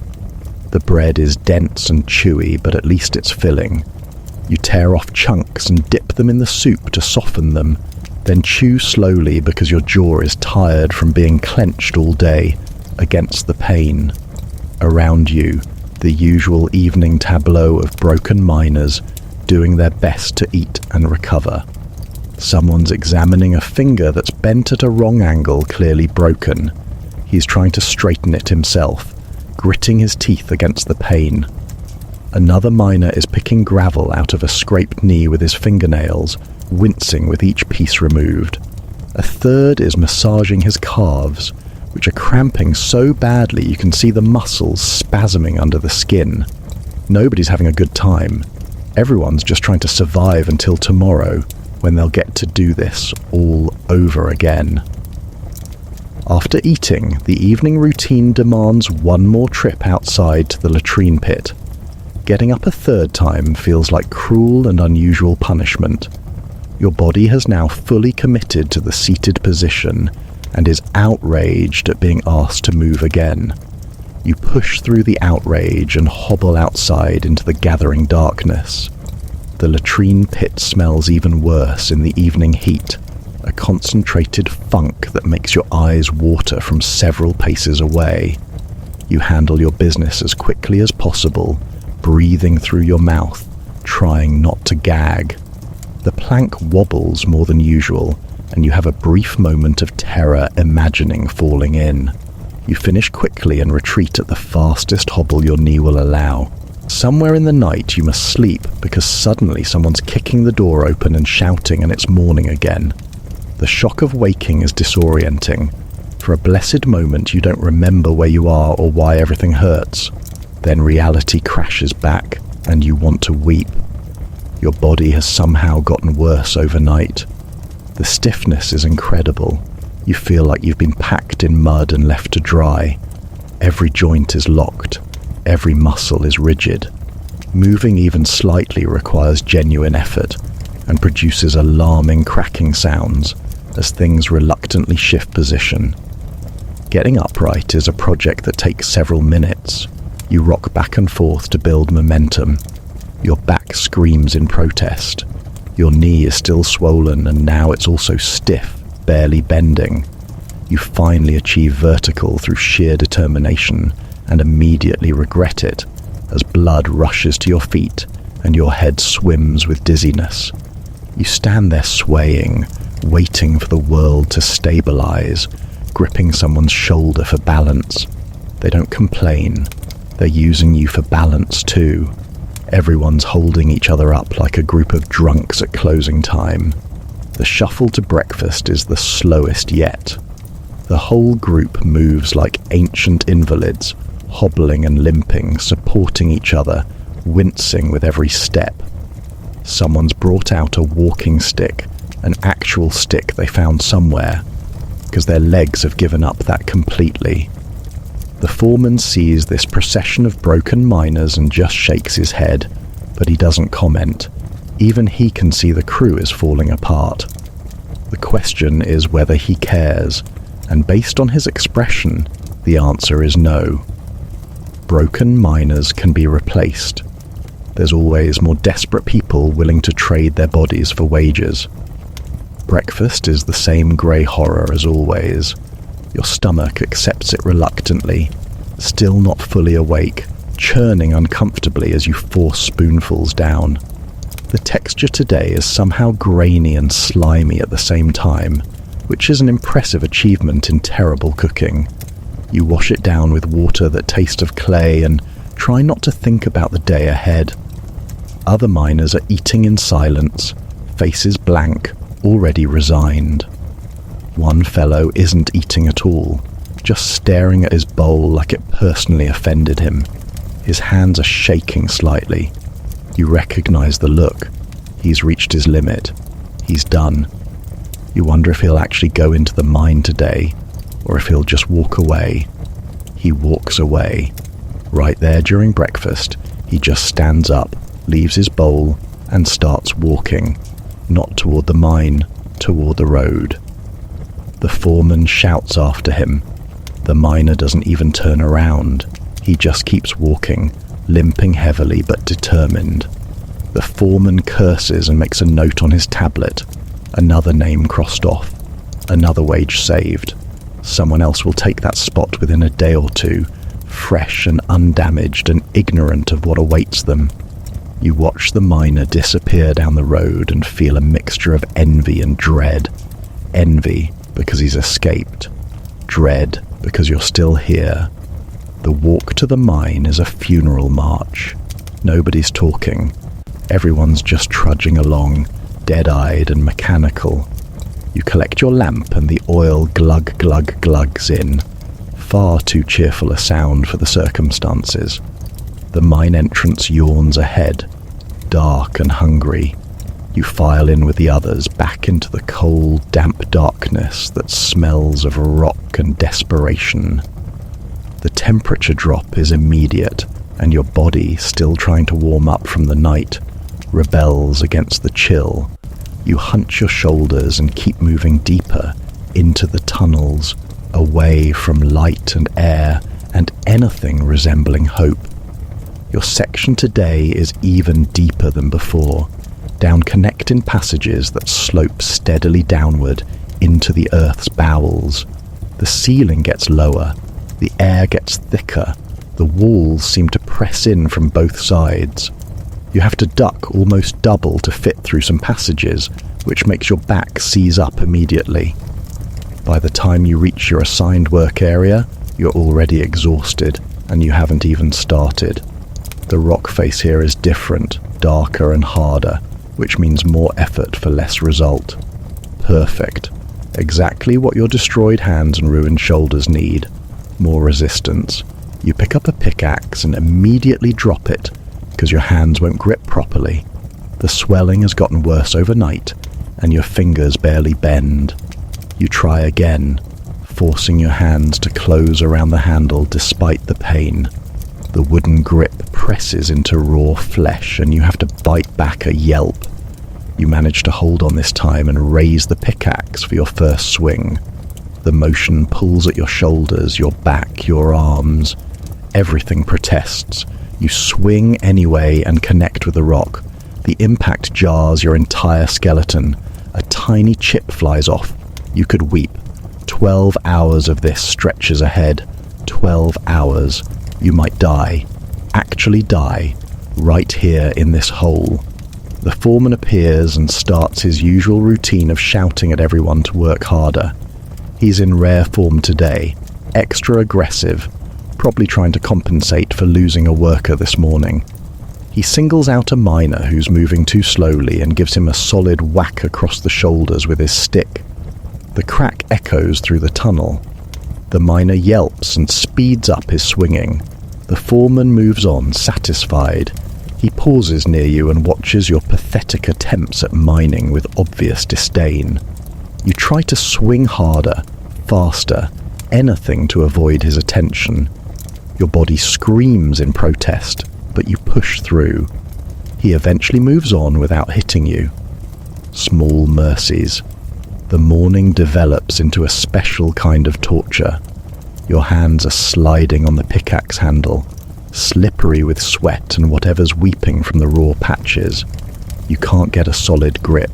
The pickaxe keeps twisting, hitting at bad angles, glancing off the rock. You're achieving almost nothing but using maximum energy. It's the least efficient work possible. Your shoulders burn constantly now, a deep aching fire that spreads across your upper back. Lifting the pickaxe above waist height is agony. Swinging it with any force is nearly impossible. You're just sort of tapping at the rock face, making no real progress, wasting time and effort. The dust is particularly bad today. Every weak swing still produces a cloud of fine powder that hangs in the still air. The lamp smoke isn't helping, creating a grey-brown fog that makes seeing difficult and breathing worse.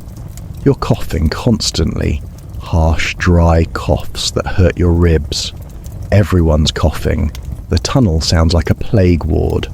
Some miners have wrapped cloth around their faces to filter the air, but the cloth just gets saturated with dust and becomes another thing to choke on. You try it for a while but give up, because breathing through dusty cloth is harder than just breathing dust directly. Both options are terrible, but at least without the cloth you can breathe slightly easier. Your knee gives out completely around mid-morning. You're shifting position, putting weight on your bad leg, and it just buckles. You go down hard, slamming onto the stone floor on your other knee. Pain explodes through both legs. You end up sprawled on the ground, pickaxe clattering away, gasping and seeing stars. Other miners help you up because the foreman is already heading over, and if you're on the ground when he arrives, you'll get a beating. They haul you upright and shove the pickaxe back in your hands.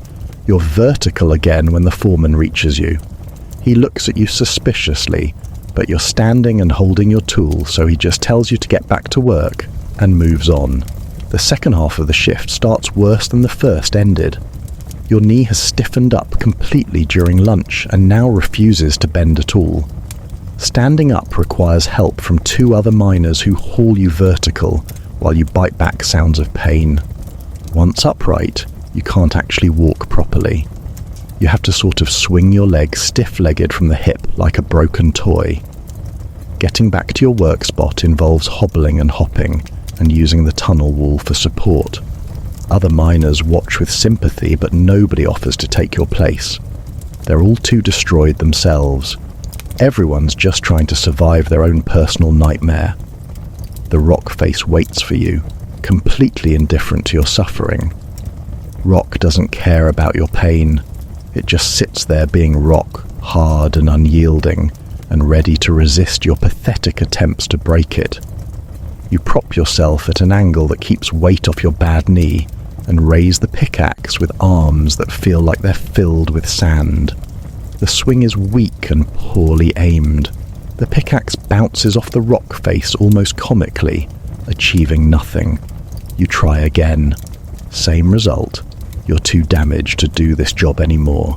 Your body has reached its limit and is now just sort of happening near the rock rather than actually mining it. The foreman notices your uselessness and comes over looking like he'd enjoy beating you to death with his stick. He gets right in your face, close enough that you can smell his rotten teeth, and tells you that if you don't start producing ore, you'll be out on your ear with nothing. No pay for the days you've worked, no food, nothing. Just out. You nod frantically and try to swing harder, which your body responds to with a full-scale mutiny. Your shoulders seize, your back locks, your hands cramp around the pickaxe handle, but you keep swinging because the alternative is destitution and death, so really there's no alternative at all. Time stops having meaning again.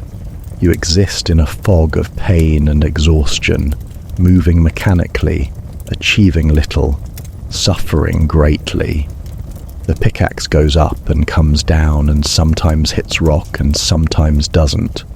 Your mind floats away from your body, a defense mechanism against the constant agony. You're not really present anymore. You're somewhere else, somewhere that doesn't hurt. while your body continues its futile labor in the dark.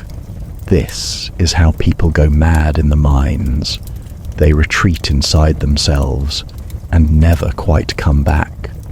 You can see it in the older miners, the ones who've been here for months or years. They have this distant quality, like they're looking at you from very far away. You're starting to understand why.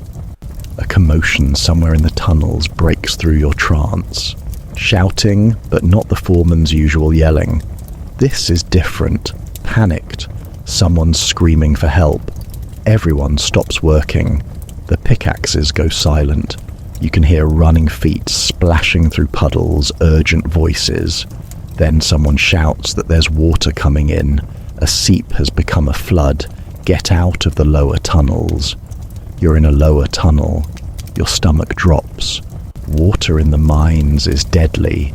It fills the low spots, traps people, drowns them in the dark. Everyone's moving now, grabbing lamps, heading for higher ground. You try to move fast, but your knee won't cooperate. You're falling behind, hobbling and hopping while other miners rush past.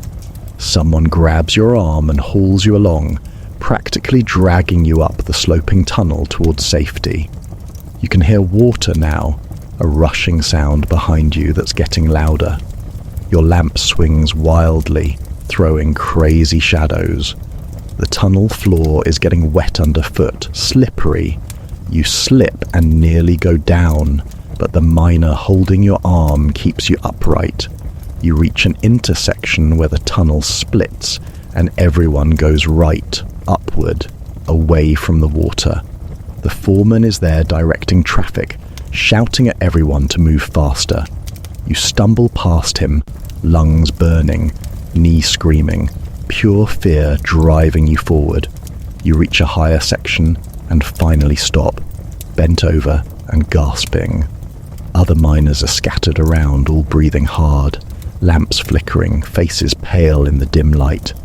Everyone's waiting to see how bad it is. The foreman disappears back down the tunnel to assess the damage. Long minutes pass. You can still hear water rushing somewhere below, a constant roar that's deeply unsettling. Eventually the foreman returns looking angry. The lower section is flooded, completely underwater. All the work done there today is lost. The ore extracted is gone, and there's no way to continue until the water's pumped out, which could take days. He announces that this section is shut down. Everyone's being moved to different tunnels. More crowding, more bad air, more misery. The reassignment means navigating through unfamiliar passages to a new work area. You hobble along with the group, trying to keep up, your knee protesting every step. The new section is somehow worse than where you were. The ceiling is lower, forcing everyone to work hunched even more than usual. The air is staler, barely breathable, and it's already crowded with miners from another crew, so now you're all packed in together like fish in a basket. The foreman doesn't care about the conditions. He just points to a section of rock face and tells you to get to it. You get to it, moving like a crippled animal, and pick up where you left off, achieving nothing while suffering greatly. The afternoon is an eternity. You've moved beyond pain into a strange, numb state where your body is screaming, but your brain has stopped processing it. Everything hurts, but it's all sort of blurred together into one general state of agony that you're just enduring, rather than feeling.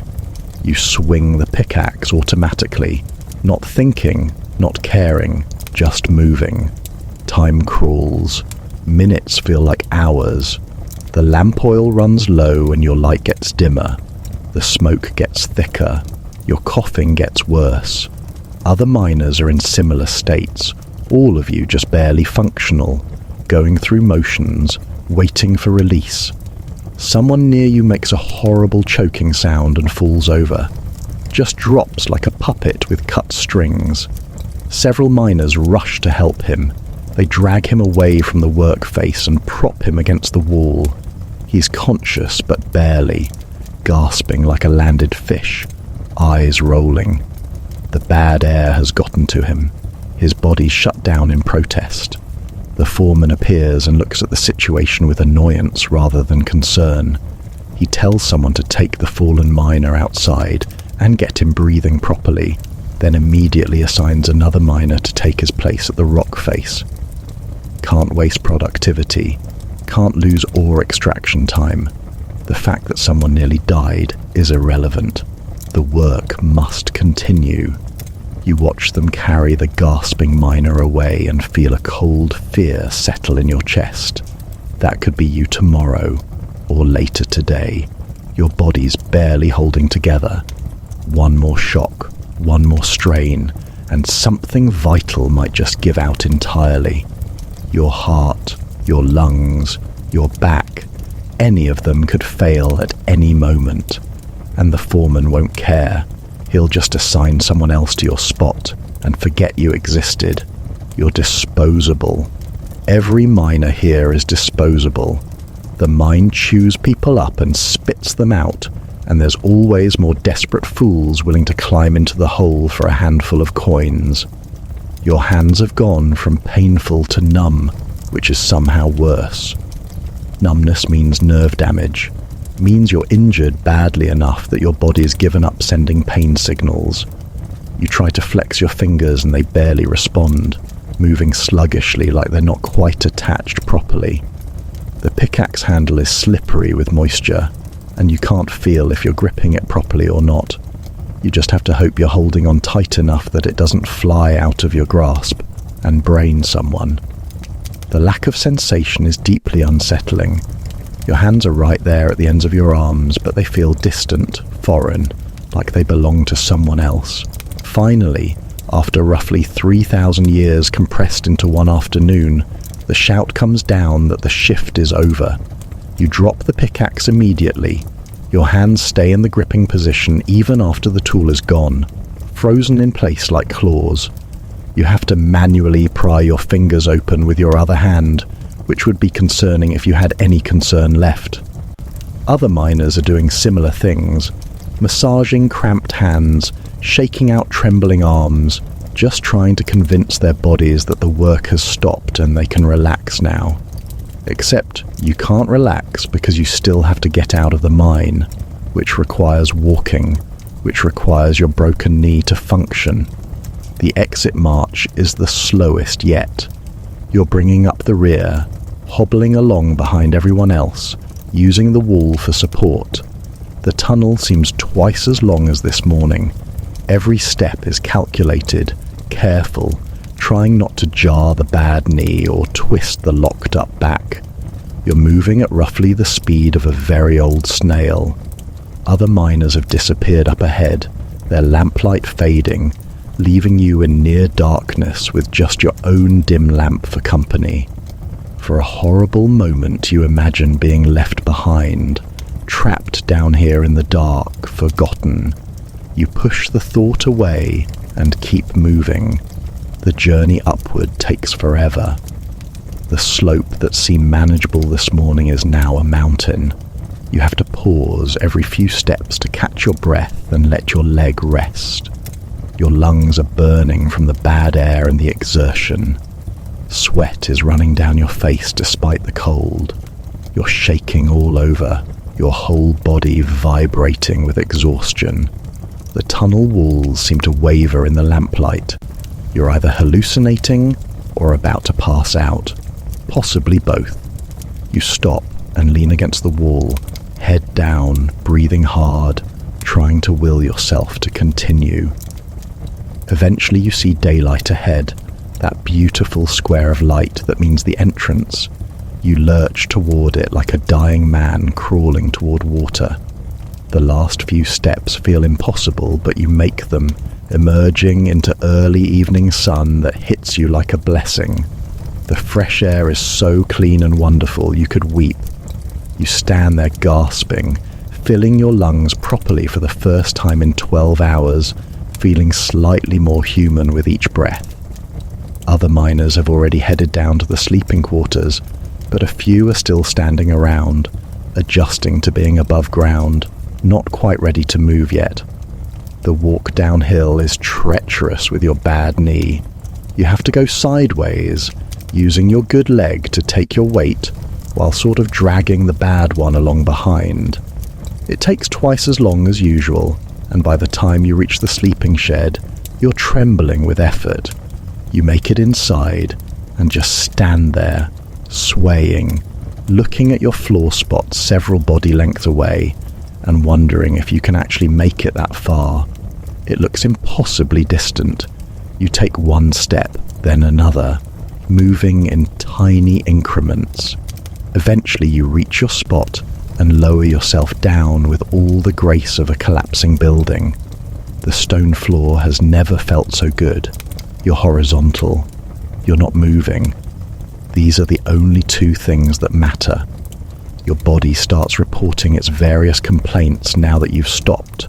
Hands numb and possibly infected, knee swollen to cantaloupe size, back completely locked, shoulders on fire, feet bruised and raw, head pounding, throat destroyed, lungs wheezing, and a general full body ache that goes down to the bone. You lie there cataloguing the damage and realizing you're in serious trouble. This isn't normal work soreness. This is your body actively failing. Something has to change, or you're not going to survive another week. But change requires options, and you don't have any. Can't quit because you need the wages. Can't rest because rest means no pay. Can't see a physician because physicians cost money you don't have. You're trapped in a cycle of damage with no way out. Work destroys your body, but not working means starvation, so you work until your body gives out entirely. That's the life of a miner. That's the reality you're now living. The unfairness of it makes you want to scream, but you don't have the energy. You just lie there, broken and tired, trying not to think about tomorrow. The washing area calls, but the thought of getting up again is unbearable. You lie on your floor spot, filthy and exhausted, having a silent argument with yourself. Get up and wash, or stay here and be disgusting. Both options feel impossible. Eventually the itching and the crust of dried sweat makes the decision for you. You can't sleep like this. You'll scratch yourself raw in the night. You force yourself upright, a process that takes several attempts and produces sounds that frighten even you. Once vertical, you hobble outside on your ruined knee, moving like something that should be in a sick ward rather than still working. The washing basin water is cold and grey and has probably been used by 20 miners already. You don't care. You strip off your tunic and dump a bucket over yourself, gasping at the cold. The water running off you is nearly black, thick with dissolved dust and other substances. You dump another bucket, scrubbing at yourself with trembling hands. Your knee is hugely swollen, hot and tight, the skin stretched shiny. Touching it makes you wince. That's not normal inflammation. That's injury, possibly serious. You pour cold water directly on it, and the temporary relief is wonderful. The swelling doesn't go down, but at least the heat reduces slightly. Your hands are a horror show in the fading daylight. The infection has definitely taken hold. The flesh around the raw patches is puffy and discolored, angry red fading to purple at the edges. There's moisture weeping from the wounds that's definitely not sweat. This needs treating, but you have nothing to treat it with. You rinse them as best you can in the basin water, which stings terribly, then give up because you're making it worse. Washing infected wounds with dirty water is probably the opposite of helpful. You dry off by standing in the air, shivering, until your spare tunic absorbs the remaining moisture. Then you hobble back inside, wet and cold and miserable. Dinner is being distributed when you get back. Someone hands you a bowl of something that might be stew or might be dishwater with delusions of grandeur. It's thin and grey with a few chunks floating in it. You eat it anyway, too hungry to care about quality.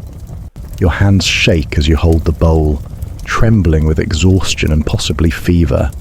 You might be getting sick on top of everything else. That would be fitting. You finish the stew, or whatever it was, and gnaw on bread that's hard enough to use as a weapon. Your jaw gets tired from chewing, but you force it down because you need the energy. Tomorrow will require energy. Every day requires energy, and you're running on fumes. After eating, you know you should visit the latrine pit, but the thought of getting up a third time is more than you can handle.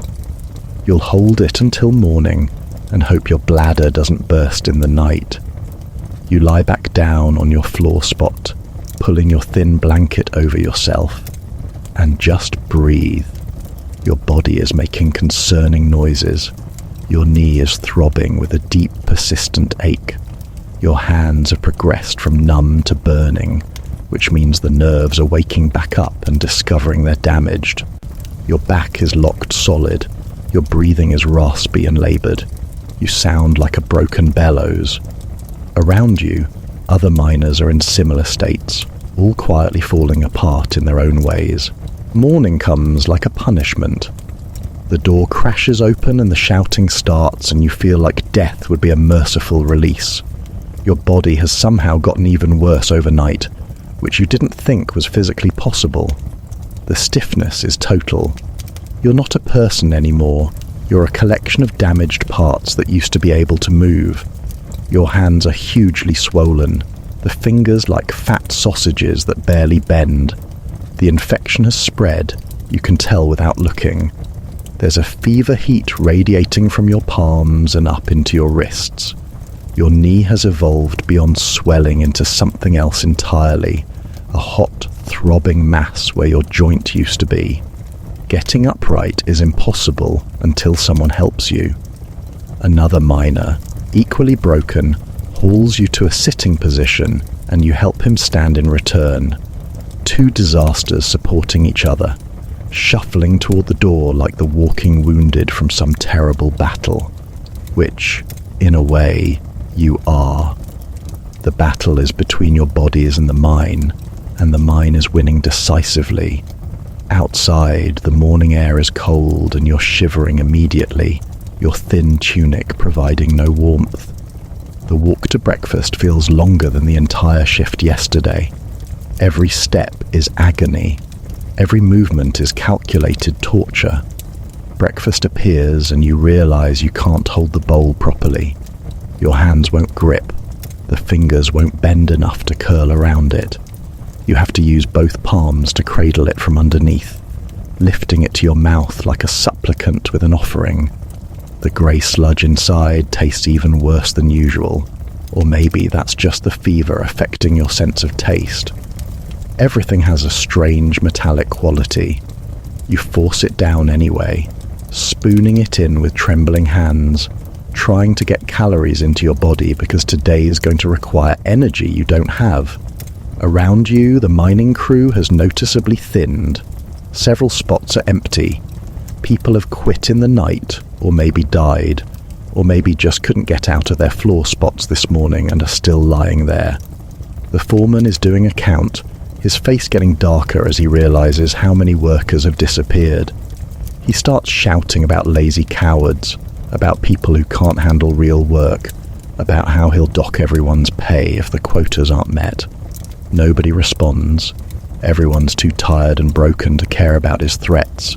Pay is meaningless if you're dead. The march to the mine is grim. You're at the back of the group again, hobbling on your destroyed knee, barely keeping up. The mine entrance looks like a mouth waiting to swallow you. Part of you wants to just stop, to refuse to go in, to accept whatever consequences come from quitting. But your feet keep moving forward because what else is there? Where would you go? How would you eat? The mine is terrible, but the alternative is slow starvation in a ditch somewhere. So you keep walking into the darkness, back into the hole. Your section today is the same as yesterday, still cramped and crowded, the air still terrible. You pick up a pickaxe and immediately realize you can't swing it. Your hands won't grip properly. The fingers won't close. You try wrapping your palms around the handle and lifting, but the pain is so intense your vision goes white around the edges. You lower the pickaxe carefully, breathing hard, trying not to panic. You can't work like this. Your hands are too damaged, but you have to work. Not working means no pay. No pay means starvation. The logic is simple and horrifying. You try again, wrapping cloth around the handle for padding, gripping with your whole palm instead of your fingers. It sort of works. You can lift the pickaxe, barely. Swinging it is another matter. The first swing is weak and awkward, the pickaxe glancing off the rock face uselessly. Your hands scream in protest, the infected flesh protesting every point of contact with the handle. You grit your teeth and swing again, and again. Each swing is agony, but you keep going because stopping isn't an option. The foreman is watching from across the tunnel. You can feel his eyes on you, assessing, judging, deciding if you're worth keeping. The morning is endless. You're not mining so much as gently tapping the rock face, achieving almost nothing, but at least you're moving. At least you look like you're working. The foreman passes by several times but doesn't stop, probably because others are in worse shape and draw his attention first. One miner is coughing up black stuff constantly, bent double between swings. Another is favouring one arm, the other hanging useless by his side. A third is moving so slowly he's practically stationary. You're all broken in different ways, all struggling to continue, all trapped in this hole because the alternative is worse. Your fever is getting worse. You can feel it building, a heat behind your eyes and in your chest. Sweat is pouring down your face despite the cold. Your vision keeps going fuzzy around the edges. You're shivering and sweating at the same time, your body confused about temperature. This is what infection does. It spreads through your system, poisoning you slowly from the inside. You need medicine. You need rest. You need treatment. You'll get none of those things. You'll just keep swinging this pickaxe until you collapse, and then the foreman will decide whether you're worth keeping or discarding. Somewhere around mid-morning, your body makes the decision for you. You swing the pickaxe and your knee just gives out entirely. No warning, no gradual weakening, just sudden, complete failure. You go down hard, crash into the stone floor, pickaxe clattering away. Pain explodes through your leg, sharp and electric. You lie there gasping, unable to move, the tunnel spinning around you. Other miners rush over. Hands grab you, trying to help you up. But when you try to stand, the knee won't hold any weight at all. It's just not functional anymore. The joint has failed completely. The foreman appears, looking down at you with disgust. He tells you you're done. Finished. No more work. Someone will take you to the surface and that's it. You're out. No pay for today. No pay for the partial week you've worked. Nothing. You're useless to the mine now, so you're dismissed. Just like that. No gratitude for destroying your body. No compensation for your injuries. Just out. Two miners haul you upright, supporting you between them, and start the long journey back to the surface. You don't even protest. There's no point. The decision is made. The exit from the mine is humiliating. You're being half carried, half dragged, your bad leg trailing uselessly. Every bump and jostle sends fresh pain through the joint. The tunnel seems infinite, stretching on forever. You drift in and out of consciousness, feverish and confused. At some point you're outside in daylight, but you barely register it. They haul you to the sleeping shed and deposit you on your floor spot like a sack of grain. Then they leave, heading back to work, and you're alone. You lie there in the empty shed, barely conscious, fever burning through you. Your hands are throbbing, your knee is screaming, your whole body feels wrong, hot and cold and shaky. The infection is spreading, you can feel it. Without treatment, you might actually die here. Just lie down on this stone floor and never get back up. The thought should be terrifying, but you're too tired and sick to care. Death might be a relief at this point. At least it would stop hurting. Time passes in a fever haze. You drift in and out, never quite asleep, never quite awake. Sometimes the shed is light, sometimes dark. You're not sure if hours or days are passing. Your body is shutting down, conserving energy, trying to fight the infection with resources it doesn't have. You're desperately thirsty but can't get up to find water. Your lips are cracked and bleeding. Your tongue feels swollen in your mouth. At some point someone appears, another miner maybe, and gives you water. You gulp it desperately, most of it running down your chin. Then they're gone, and you're alone again. But you don't die. Your body, stubborn and resilient in ways you don't deserve, fights through the fever. By dawn you're still alive, though in what condition is debatable. The fever has broken slightly, leaving you weak and soaked in sweat but conscious. Your hands are still massively swollen and infected. Your knee is still destroyed, but your mind is clearer, no longer lost in fever dreams. You can think again, which is both good and bad. Good because thinking means you're alive. Bad because now you have to face reality. The reality is grim. You're lying in an empty sleeping shed because everyone else is at work. You have no job. You have no pay coming. You have serious injuries that need treatment you can't afford. Your hands are infected badly enough that you might lose them if the infection spreads further. Your knee is damaged beyond what rest will fix. You can't walk properly. You can't grip anything. You're in no condition to find new work, even if work existed. You're stranded, broken, and alone in a mining camp that has no use for non-workers. You manage to drag yourself upright, a process that takes 10 minutes and leaves you gasping. Your good leg can barely support your weight. Your hands are useless for gripping or pushing.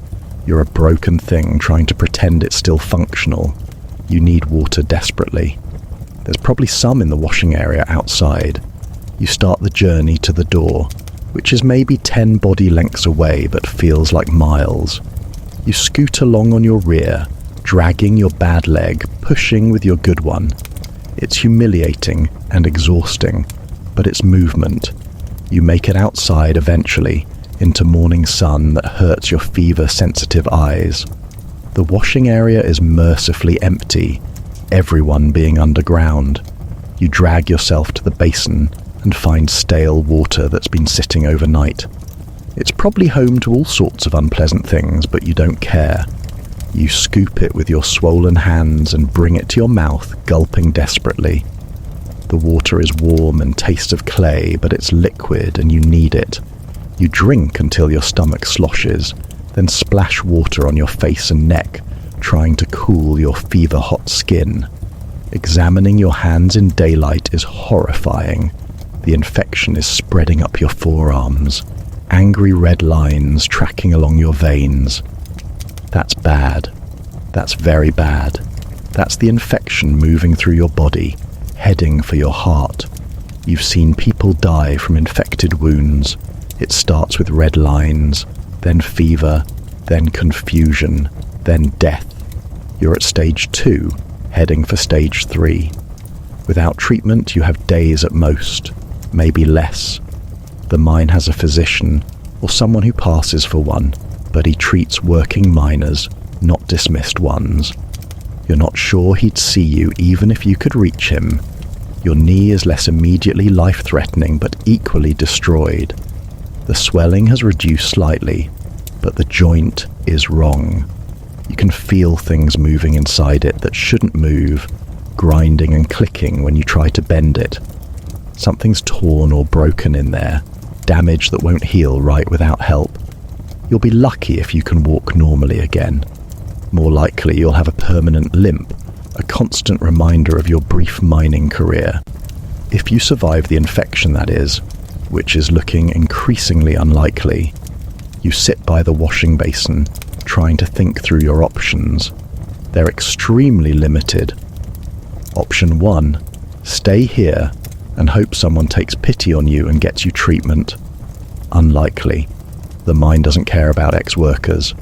Option 2, try to make it to a town and find help there. But the nearest town is miles away, and you can barely walk. You'd never make it. Option 3, accept that you're probably going to die here and try to make peace with that. That one seems most realistic. You're broken, infected, and poor. That's usually a fatal combination. But humans are stubborn creatures, and you're not quite ready to give up. You drag yourself back inside, back to your floor spot, and lie down to conserve energy. You'll rest, drink water when you can get it, and see if your body can fight off the infection on its own. It's not much of a plan, but it's all you have. You lie there listening to the sounds of the mining camp around you, the distant ring of pickaxes from underground, voices shouting orders, the creak of equipment, life continuing without you, indifferent to your suffering. The day passes slowly. You drift in and out of consciousness, your body trying to heal, fighting the infection with everything it has. At some point the work shift must end because miners start filing back into the shed. They see you lying there, and a few stop to check if you're alive. Someone brings you bread and water, which is kind. You try to thank them, but your voice comes out as a croak. You nibble the bread and sip the water and try to stay conscious. The other miners settle in for their evening routine, washing and eating and preparing for another day of suffering. They don't have energy to worry about you.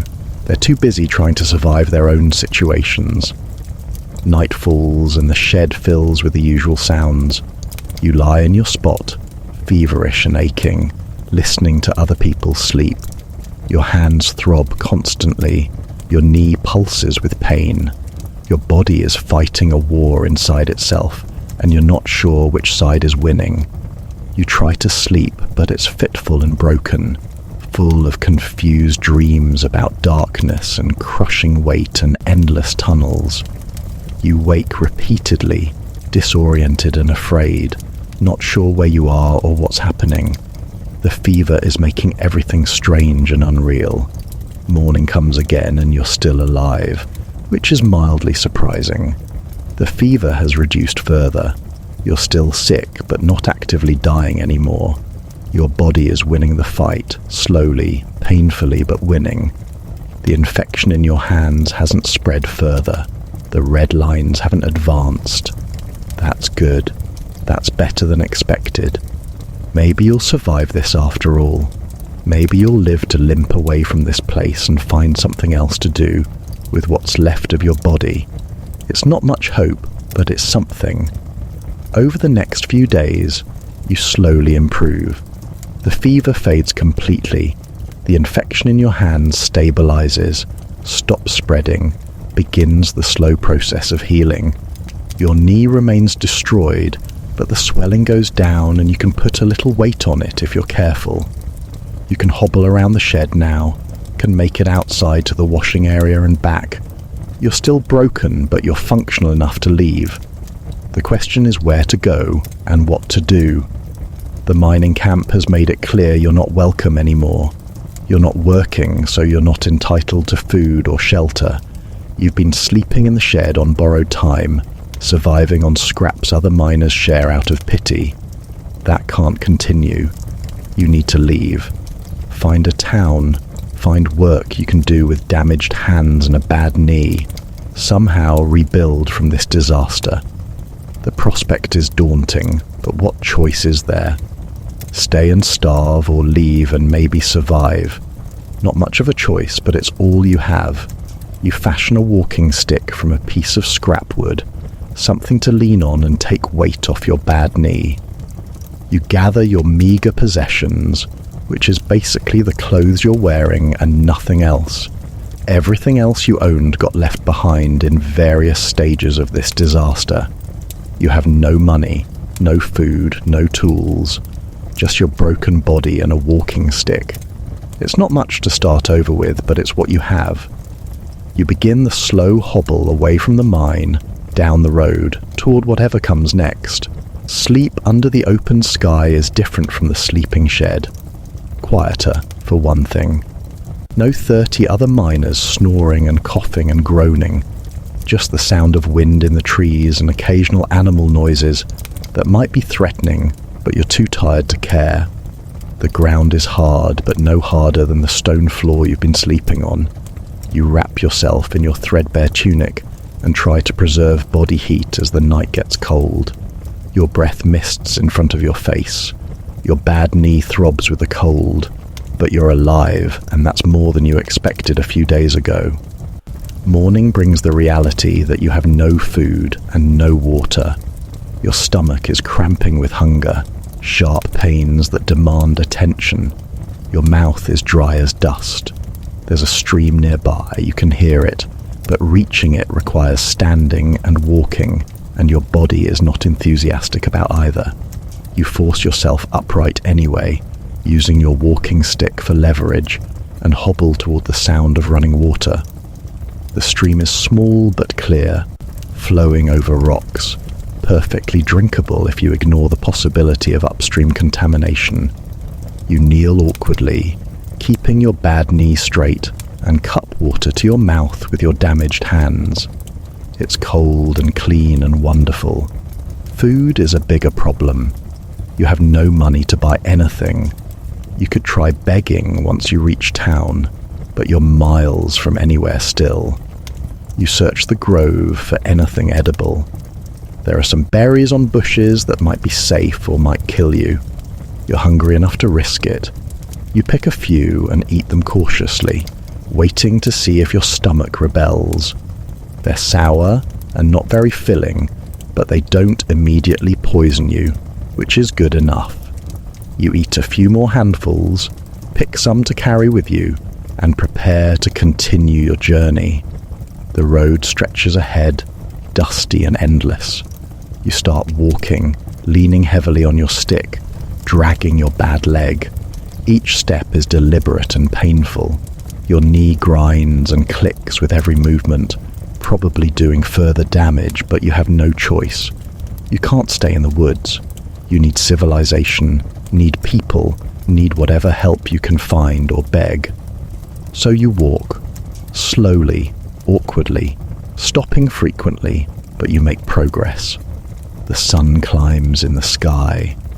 The day gets warmer. Sweat runs down your back despite the slow pace.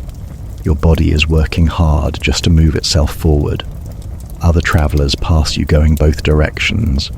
Merchants with carts pulled by donkeys. Groups of workers heading to or from jobs. A few wealthy individuals on horseback who don't even glance at you. Nobody stops to help. You're just another poor person struggling on the road. Nothing unusual about that. Rome is full of broken people trying to survive. You blend right in. At midday you find shade under a tree and rest, eating more of your questionable berries and drinking from a roadside stream. Your stomach gurgles unhappily but accepts the meager meal. You allow yourself a brief rest, then force yourself upright again. More walking, more pain, more grinding progress toward something resembling safety. By late afternoon you can see buildings in the distance, a town, small but real, with walls and gates and the promise of people. Relief floods through you. You've made it. Somehow, broken and sick and starving, you've reached civilization. The last stretch of road feels longer than all the previous miles combined, but you force yourself through it. Your knee is threatening to give out entirely. Your hands are bleeding again from gripping the walking stick. Your whole body is shaking with exhaustion. But you keep moving because stopping now, this close to help, would be too cruel. You reach the town gates as the sun is setting. The guards eye you suspiciously. You look like trouble, dirty, limping, obviously injured, possibly diseased. They ask your business. You explain you're looking for work, for help, for anything. They're not impressed. One guard suggests you move along to the next town. You explain you can barely walk, won't make it to the next town. Please just let you in. They confer quietly, then reluctantly allow you through. But they warn you, no begging in the market square, no causing trouble, no sleeping in doorways.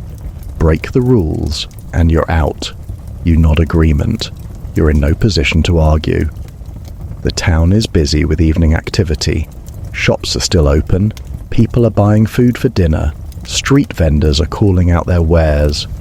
The smell of cooking food is torture. Your stomach cramps violently, reminded of how empty it is. You hobble through the streets, looking for anywhere that might help someone in your condition. A temple maybe, they sometimes offer charity, or a physician who might treat you out of pity, or just someone kind enough to give you food and a place to sleep. You're not picky at this point. You find a temple dedicated to a minor god, the kind that serves local people rather than wealthy patrons. The priest is sweeping the steps as you approach. You ask humbly if the temple offers help to travelers in need. He looks you over, taking in your condition, and sighs. He's clearly heard this request before. He explains the temple has limited resources. They can offer you a meal and a place to sleep tonight. Tomorrow you'll need to find other arrangements. You accept gratefully. One night of food and shelter is better than sleeping in an alley. The meal is simple, but it's the best thing you've eaten in weeks. Bread that's actually soft.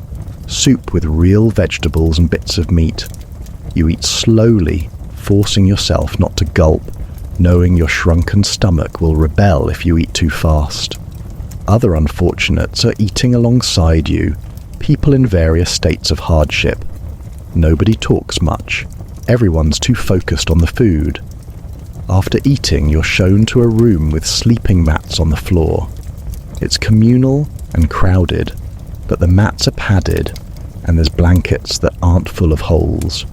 You lie down, and for the first time in weeks you're comfortable. Actually, genuinely comfortable. The relief is so intense you could weep. Sleep comes quickly and deeply. No fever dreams, no constant pain pulling you awake. Just blessed unconsciousness. You sleep through the night without waking once. Your body finally allowed to properly rest. Morning comes too soon, but you wake feeling better than you have in ages. Your knee still hurts. Your hands are still damaged. But you're clean and fed and rested, and that makes all the difference. The priest provides a simple breakfast and then, as promised, tells you it's time to move on. The temple has others to help. You understand. You're grateful for the night. Now, you need to figure out what comes next. You spend the day exploring the town, looking for work you can do in your condition. Manual labor is out. Your body can't handle it. Anything requiring grip strength is impossible with your damaged hands. You need something simple, something that won't destroy what's left of you. You eventually find a merchant who needs someone to watch his stall while he makes deliveries. You can sit, keep an eye on things, shout if anyone tries to steal. That you can do. The pay is minimal, but it's something. He agrees to try you out. The work is boring but easy. You sit on a stool beside the stall, watching people browse the merchant's goods. Pots, pans, household items. Occasionally someone wants to buy something and you have to fetch the merchant. Mostly you just sit. After weeks of mine work, sitting and doing nothing feels like luxury. Your body appreciates the rest. Your knee appreciates not being walked on. By day's end, the merchant seems satisfied. He pays you a few coins and says come back tomorrow. You have a job. It's not much, but it's employment that won't kill you. The merchant eventually trusts you enough to let you handle sales when he's busy. Your damaged hands can just barely manage passing items to customers and receiving coins. Though anything requiring fine manipulation is beyond you, your grip strength never fully returns. Your fingers don't straighten properly, but you adapt. You learn to work around the limitations. The merchant appreciates your honesty and reliability. Most people he hires steal from him. You're too grateful for the work to even consider it. He gives you slightly more responsibility, slightly better pay. It's still poverty, but it's stable poverty, which is better than dying in a mine. You see other ex-miners sometimes in the streets or at the cheap taverns. They're easy to identify. The permanent cough, the twisted hands, the limps, the way they flinch in enclosed spaces. You're all marked by what you survived. Some made it out better than you, with fewer permanent injuries. Some made it out worse, missing fingers or blinded by rock dust or coughing their lungs out slowly. You exchange nods of recognition but rarely talk. What is there to say? You all know what it was like. Words are unnecessary. Sometimes people ask about your limp, your scarred hands. You tell them you worked in the mines briefly. Their reaction is usually the same. A wince, a nod, maybe a comment about how terrible that work is. Everyone knows. Everyone's heard stories. But knowing about it and living through it are very different things. You don't bother explaining the details. How could you make them understand what it's like to swing a pickaxe for 12 hours while your body falls apart? How could you describe the darkness, the dust, the constant fear of collapse? You can't. So you just say it was hard work and change the subject. Your knee ensures you'll never forget. Every step reminds you. Every time the weather changes and the joint aches, you remember. On cold mornings, it's especially bad, stiff and painful, requiring careful movement until it loosens up.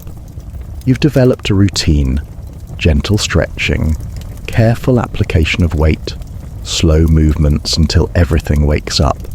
It makes you feel old despite your relative youth. You move like someone's grandfather, careful and measured, protective of your damaged body. Other young men your age are strong and capable. You're broken. The mine did that. 3 days of work cost you your physical prime. The merchant eventually explains why he keeps you on despite your obvious limitations. Most people he hires are looking for temporary work before moving on to something better. They're unreliable, here today and gone tomorrow. But you're not going anywhere. Your injuries ensure that. You're stuck doing simple work because that's all your body can handle. That makes you reliable, and in the merchant's business, reliability is valuable. It's a depressing realization that your ruined body is actually an employment asset. But it's the truth. You're trapped in low-level work for the rest of your life.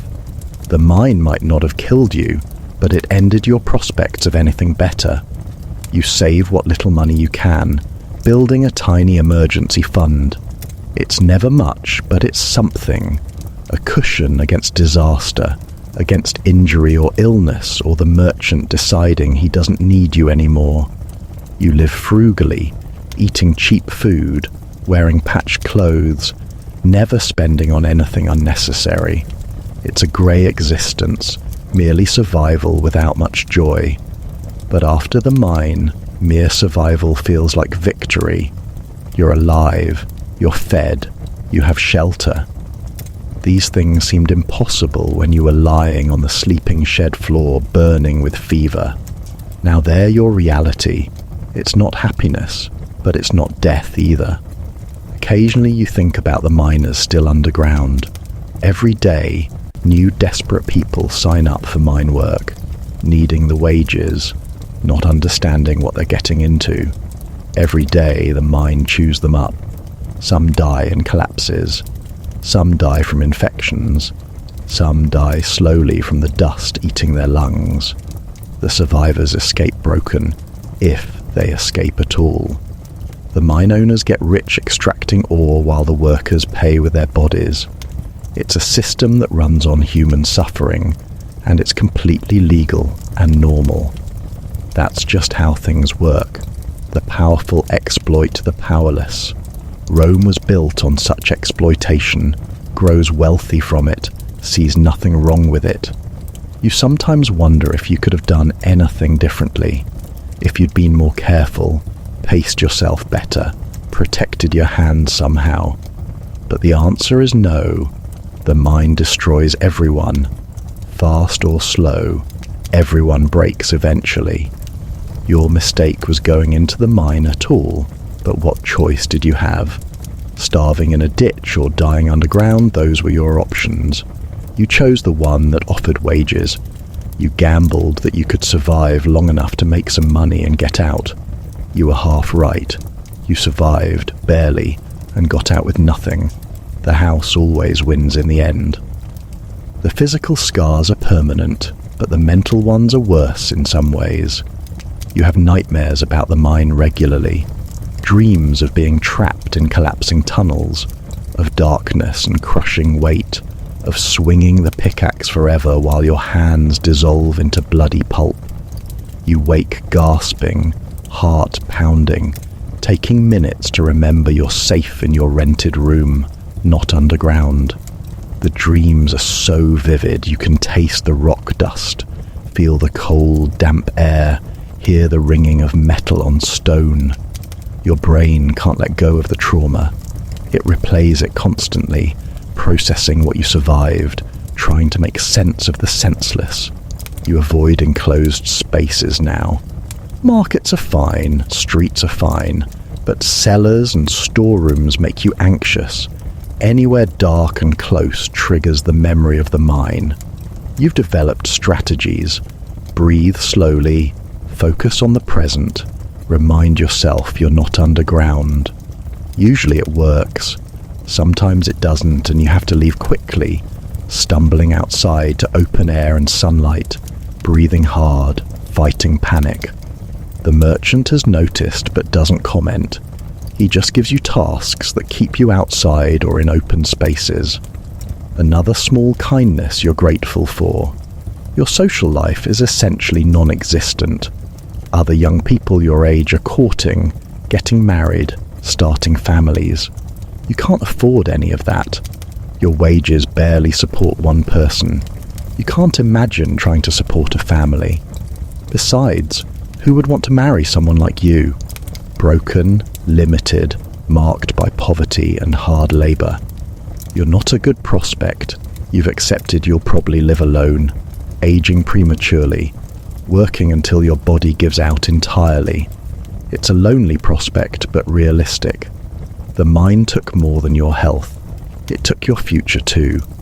Sometimes you see the mine foreman in town, buying supplies for the operation. He doesn't recognize you. Why would he?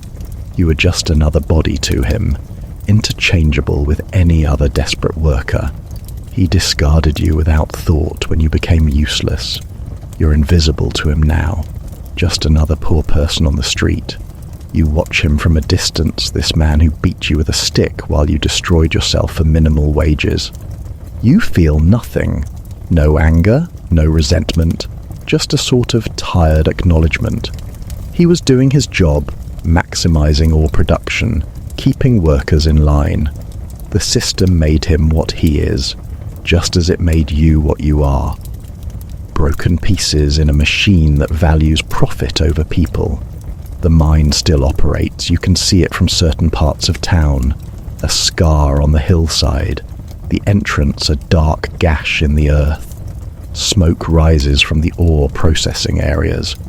You can hear the distant ring of pickaxes on certain quiet days, carried on the wind. The sound makes your chest tight, your breathing shallow. You turn away, focus on something else, force the memory down. You're out. You survived. Many didn't. Every day you're alive and walking in sunlight is a day you won. That's how you have to think about it. Not as a defeat, losing your health and your future, as a victory, surviving what killed others.